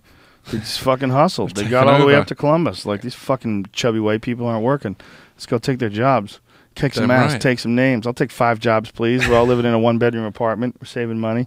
Boom. Next thing you know, they're opening up a taco joint. Best tacos in Columbus.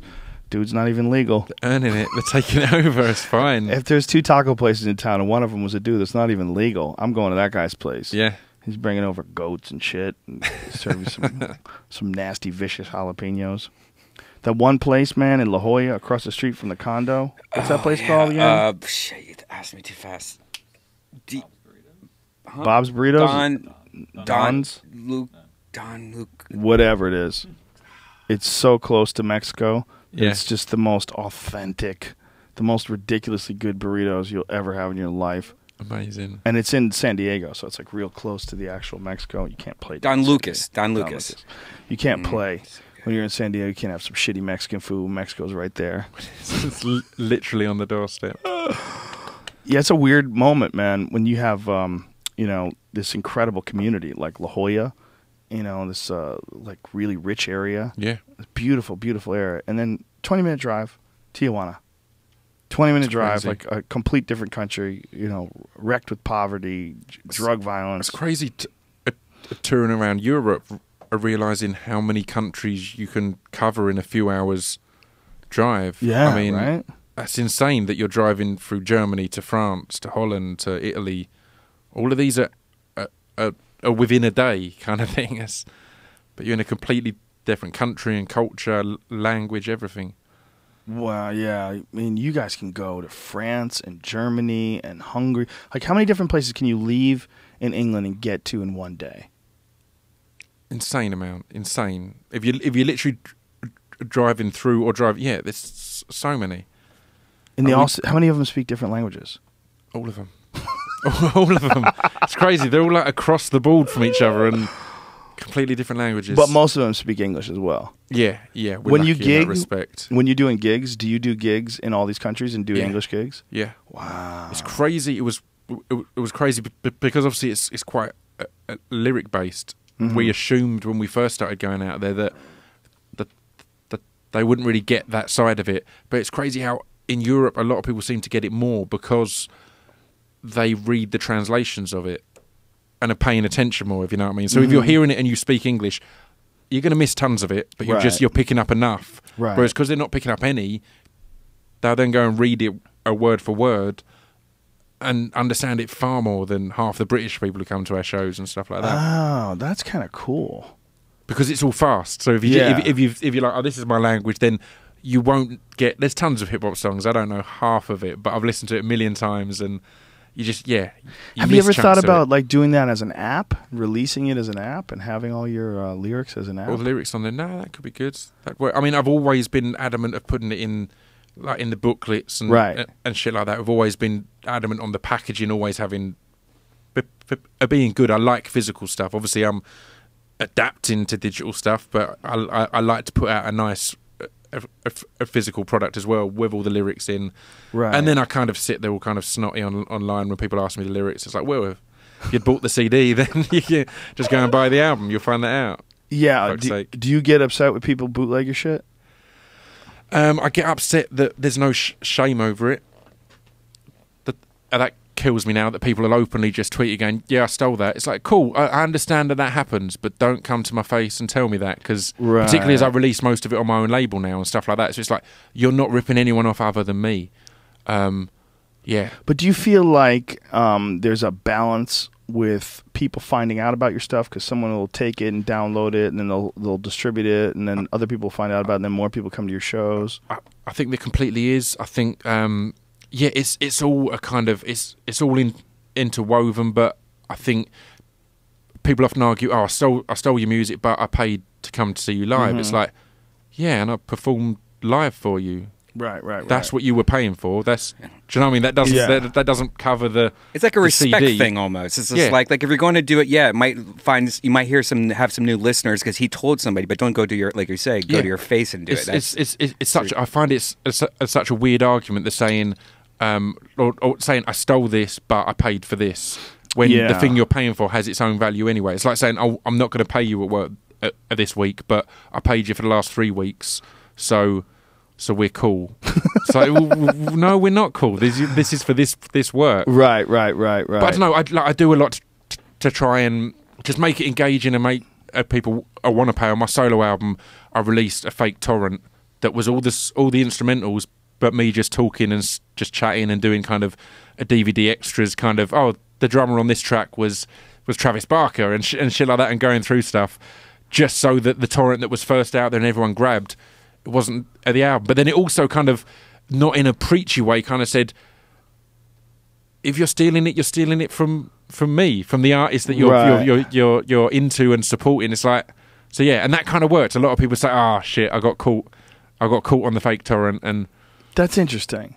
I like to try and make things interesting in that way, because again, if people are going to steal, they're going to steal. But we get an awful lot of people who say, I've not paid for an album in ages, but I paid for your album because of the way it's all coming from a personal perspective. Right, because it's from someone directly, you release it. Yeah, that's kind of, there's a lot of things that people don't want to pay for online. Yeah, and once they start being able to get things for free, they don't want to pay for them. It's finding the balance and the sweet spot. I've just released I did a spoken word show at Edinburgh Fringe, so it's kind of spoken word, but then some stand up in there as well, kind of thing. And it stunned me that the comedy world, Louis and yourself and everyone, have found that thing of putting it out for $5 and being direct to the customer. $5 is enough for you to not want to go on a torrent site and hunt it down. It seems to be that sweet spot that people will be happy to pay. Yet the music industry hasn't done that. So for my Edinburgh show, I've done that and released it in that way. And again, it seems to be working. People are kind of up for that. I think people like you, they'll buy it. And if they wouldn't buy it, they were probably never going to buy it anyway. And if they download it, you'll get more people downloading it. So I don't know how many people have illegally downloaded my shit, but a lot of people have bought it. So I think it all works out. I just think it works out. It spreads the word. But I'm completely... I think that's the way things go. Like I started off, I think you've got to do a certain amount of free stuff. I think that's totally key. You need to be giving away stuff for free and engaging and building that crowd, so that hopefully when you do have stuff for sale, people will pay. Well, I think that definitely makes it a better relationship, that if everything you do is just for sale. I think when you give people stuff for free, you could, certainly like a podcast. Have you ever thought about doing something like a podcast? I'm tempted. I've had a radio show in the UK for the last a year and a half. I've just stopped that now for a bit of a break, but I'm considering going the podcast route instead. Yeah, why not? I mean, when you have a radio show, the thing about it is you're always going to be working for somebody. You're always going to be, uploading something to someone else's servers, and they have to decide whether or not Scroobius is getting crazy. This motherfucker's saying some shit that I don't agree with. We're going to have to remove him from our... I mean, that's exactly it. That kind channel. of just being your own boss on that is... Yeah, and much like you do with your spoken word stuff, you're the creator of this stuff, Yeah. You would be the creator of your own podcast, too. Yeah. I think... Shit, I've completely... I forgot that Edinburgh Fringe thing I mentioned is $6 on my website, but if you enter the code word Rogan, it's $5 at the moment. So I've seen your adverts. I know how it works. I know how to win people over. So Scroobiuspip.co.uk. Oh, there you go. .co.uk. Yeah. Okay, cool. Well, But that's anyway, awesome, man. I forgot about that. I sorted that before I came in. What are you doing over in America right now? I'm working on a solo album. So I'm working on that with Travis Barker again, Danny Lonna from Nine Inch Nails. Cool. Yeah, Danny is friends with Eddie Bravo. Yeah, Eddie was over last night. Travis seems like a cool guy. I've never met him, but we've gone back and forth online. I've communicated with him a little bit. Dude, the last time I was over here, and again, he's huge. He doesn't need to give doesn't anyone need to any be favours. Nice. Yeah. And I came over, and he gave us about 2 hours in his studio of just him playing drums for the record. Was like a Genie Moore, and we chatted online, and he played on a track I'd done previously, but it was all over emails, and just the most accommodating and nice guy. And it's like, you don't have to be this guy. You could be a complete dick. But he's just played for hours, and literally as soon as I left, I had a message from him saying, if you need any more, just let me know. If you're in town.